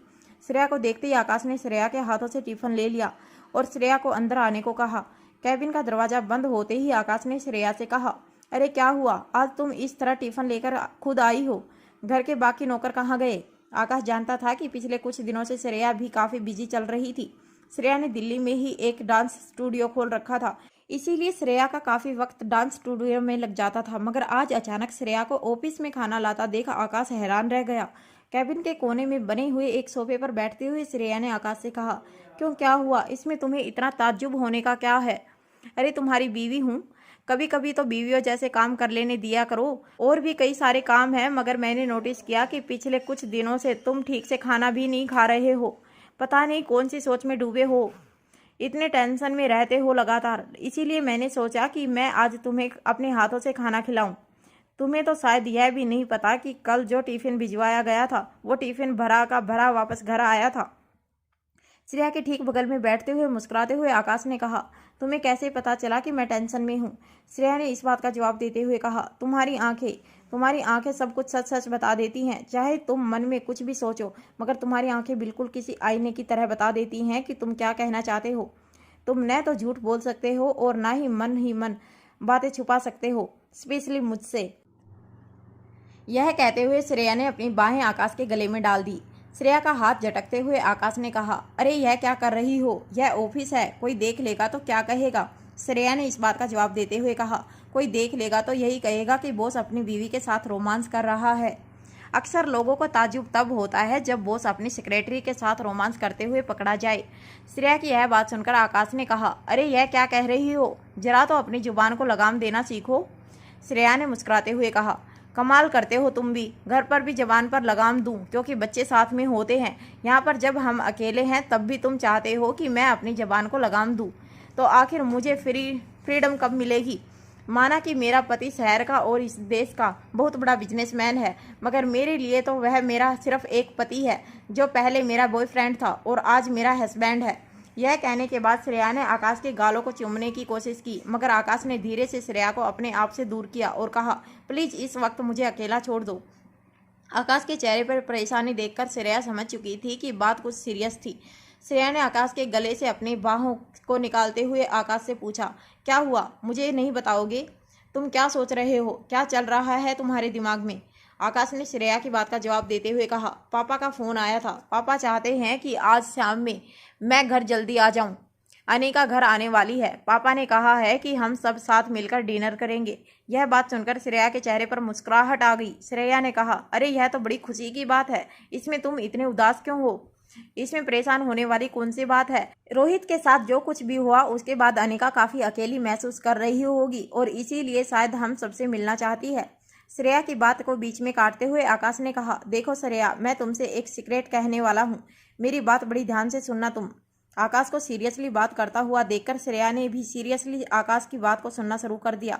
आकाश ने श्रेया से कहा, देखो, एक सीक्रेट बिजनेस ग्रुप है। इस ग्रुप में दुनिया के 12 सबसे ताकतवर लोग मौजूद हैं। यह ग्रुप सिर्फ कभी कभी इंटरनेट पर मीटिंग करता है, एक दूसरे से चैटिंग करता है। इस ग्रुप के लोग एक दूसरे को असली नामों से भी नहीं जानते, मगर यूँ समझ लो कि यह कुछ भी लोगों का ग्रुप पूरे देश की और पूरी दुनिया की इकोनॉमिक कंट्रोल करते हैं। इस ग्रुप में जो कुछ भी न्यूज मिलती है उसी से हम लोगों का बिजनेस करने की कोई सारी टिप्स मिलती हैं, और आज तक हम लोग इसी ग्रुप में मिली इन्फॉर्मेशन की वजह से हम बाकी रिवलरी से 2 कदम आगे रखने में कामयाबी हासिल करते हैं। पापा इस ग्रुप के मेंबर हैं, मगर मैंने पापा से कह दिया था कि मैं विरासत में उनकी यह मेंबरशिप नहीं लेना चाहता, बल्कि मैंने पापा से कह दिया था कि वो इस ग्रुप की मेंबरशिप अनिका को विरासत में दे दे, जिससे अनिका को भविष्य में फ़ायदा हो। आकाश की बात अच्छी तरह से सुनने के बाद श्रेया ने कहा, यह तो बड़ी अच्छी बात है। अनिका तुम्हारी इकलौती बहन है और फिर गुलेरिया खानदान की इकलौती बेटी है। इस नाते से ये विरासत उसे मिले, इसमें बुराई क्या है?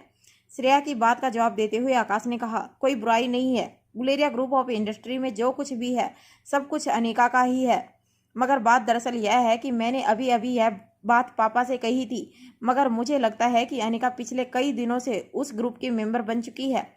पूरी बात अच्छी तरह समझने के बाद श्रेया ने आकाश से कहा, अच्छा तो तुम कहना क्या चाहते हो? आज महामारवा ग्रुप ऑफ इंडस्ट्री में जो कुछ भी हुआ और अनिका ने जो भी फैसला लिया है उसमें उसे उस ग्रुप की मदद मिली है। मतलब यह है कि सोने के दाम बढ़ने वाले हैं। यह बात अनिका पहले से जानती थी उस ग्रुप के जरिए, और उसी जानकारी के जरिए अनिका ने वह फैसला लिया था। श्रेया की बात सुनने के बाद आकाश ने हाँ में अपना सिर हिला दिया। कुछ देर मन ही मन सोचने के बाद श्रेया ने आकाश से कहा, आकाश तुम्हें क्या लगता है पापा ने यह बात तुमसे क्यों छुपाई?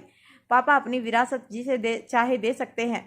उन्होंने अपनी विरासत अनिका को देकर बिल्कुल सही किया, मगर सवाल यह है कि यह बात उन्होंने तुमसे क्यों छुपाई?